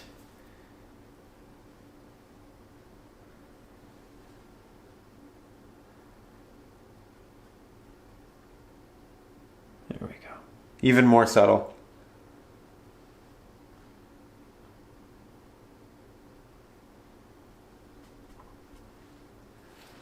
Nice. Maybe one up here, one there. And we'll make this even more subtle than the last one. Again, this is kind of just something you can play with and have fun with. Now it implies that the road kind of moves up and we have a bit of a hill. We can see the cars getting lost into the distance. Really nice bonus effect. Yeah. Now the next part is one that I have a lot of fun with. I'm going to be taking the liner brush. We'll be grabbing some of our titanium white, a little bit of cerulean blue. Probably we'll start with about 2/3 titanium white to 1/3 cerulean blue. And we'll start increasing the highlights. Now we started with grays down here because we knew we were going to want to increase them, but we didn't know by how much. And then we did, though, when we glazed it, we did darken it a little bit because the cerulean blue mix was darker than what we had down here. So now we're coming back, making it what we really want with the smallest brush yet. I still want it to dissipate as we get farther and farther away from the actual light. You can see that there's a lot of spacing going on there. But I feel like this always makes a really big difference. It's one of those final steps that makes it pop in the way we kind of envisioned from the beginning. But we had to build those layers. Trust the process to get here. There we go.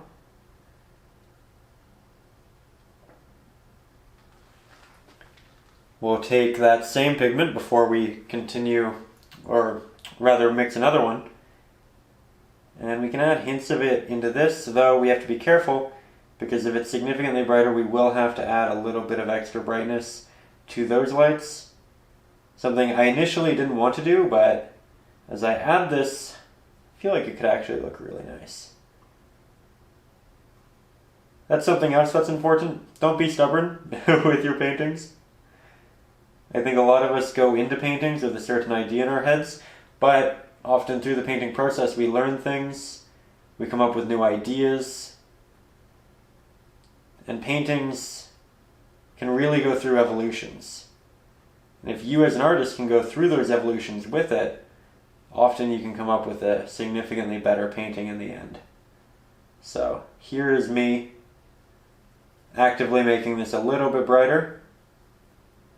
Now competing visually a bit more with what we have over there, But I love that. That worked really well. So, back to the pigment. A little bit more of those touch-ups now that that's brighter. A bit more free range. A bit more of a touch-up down here. Add a sheen to the car. Again, it's moving, so everything's a little abstract. There we go. Going to incorporate a couple little taps here in the foreground with that liner brush and that blue. Just the foreground, the area closest to us. Done this a lot with the gray mixtures. And I think it worked really well, but it definitely got lost when we started glazing. And reincorporating it's going to make this foreground a lot more interesting again. I think I'll do more over on the left-hand side than I did the first time. Make them really scattered.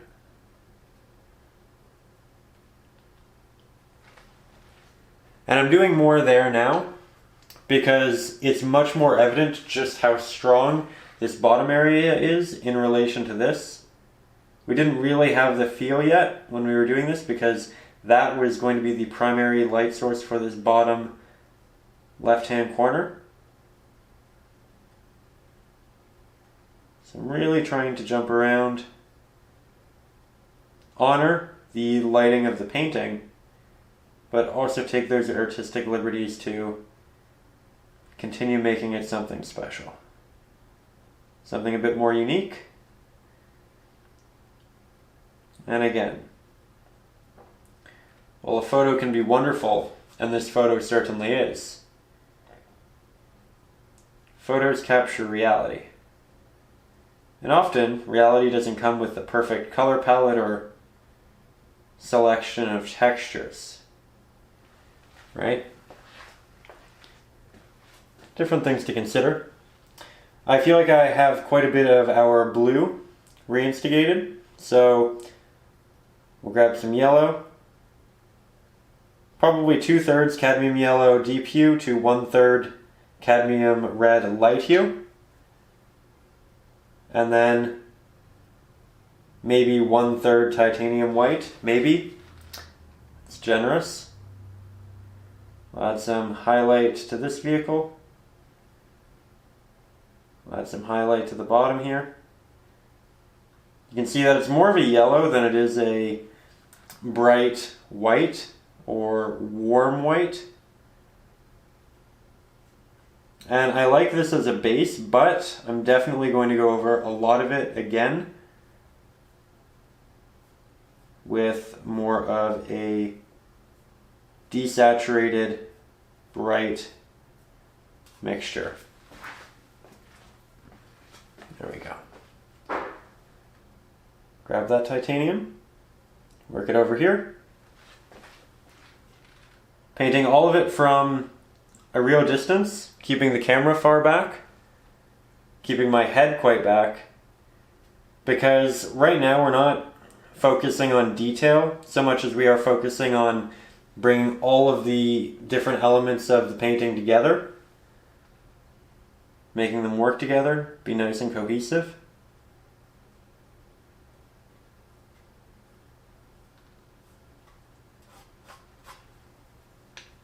That's really the goal. See an area up here that I want to touch up. Do that really quickly.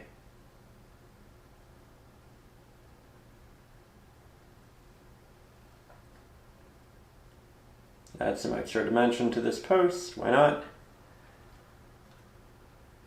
Add a little bit of extra dimension to the bricks on the side. Apologies if my hand is in the way.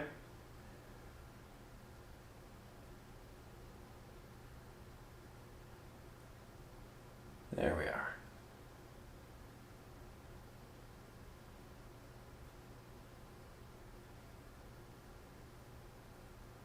That's really fun.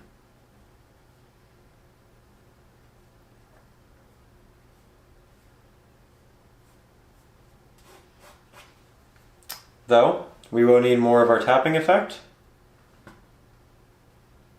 And I think I'm going to make this tapping effect a bit more orange, simply because when we add that yellow on top of the black, we get more of a green, and while a green is fine,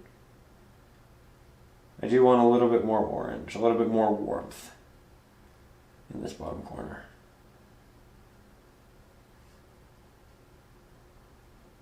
Trying to add a little bit of a dash when I do this.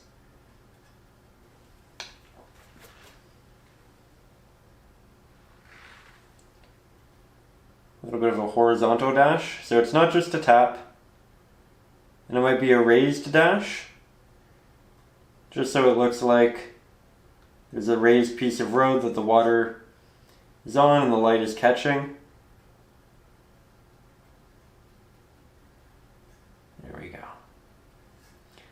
But really, at this point, we are on the touch-up phase of the painting. So just finding little individual areas that you feel could be a little bit better if you increase the brightness or darkness, if you added more saturation or took a little bit of saturation away. It's really going to come down to you, your work, and your preference. So, at this point, I'd like to say a massive thank you to you for being here. I'm sure this was quite a long lesson once it's all put together. And I always really respect when people are willing to sit through these, take the time to really learn a subject so that they can be really proud and pleased of what they end up creating. If you're painting along, I hope that your rendition is absolutely wonderful and that you're loving what it's turning into. If you're watching this beforehand, you can do it. It's a lot of fun. There are a lot of very rewarding pieces to this. And we normally do nature on the channel, so I think you'll learn a lot, different techniques and things through it. I love working on cityscapes. They take a lot of time, take a lot of effort, but I think it really does pay off.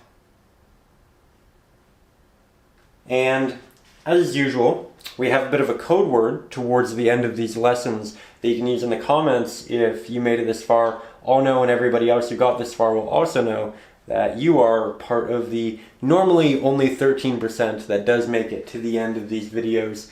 And I think we'll go with wander as the keyword for today. So you can type that in the comments or you can incorporate it in a sentence, but I feel like we're wandering into this very moody space and I love it. I really do. I went to university for art in Toronto, which is a big city.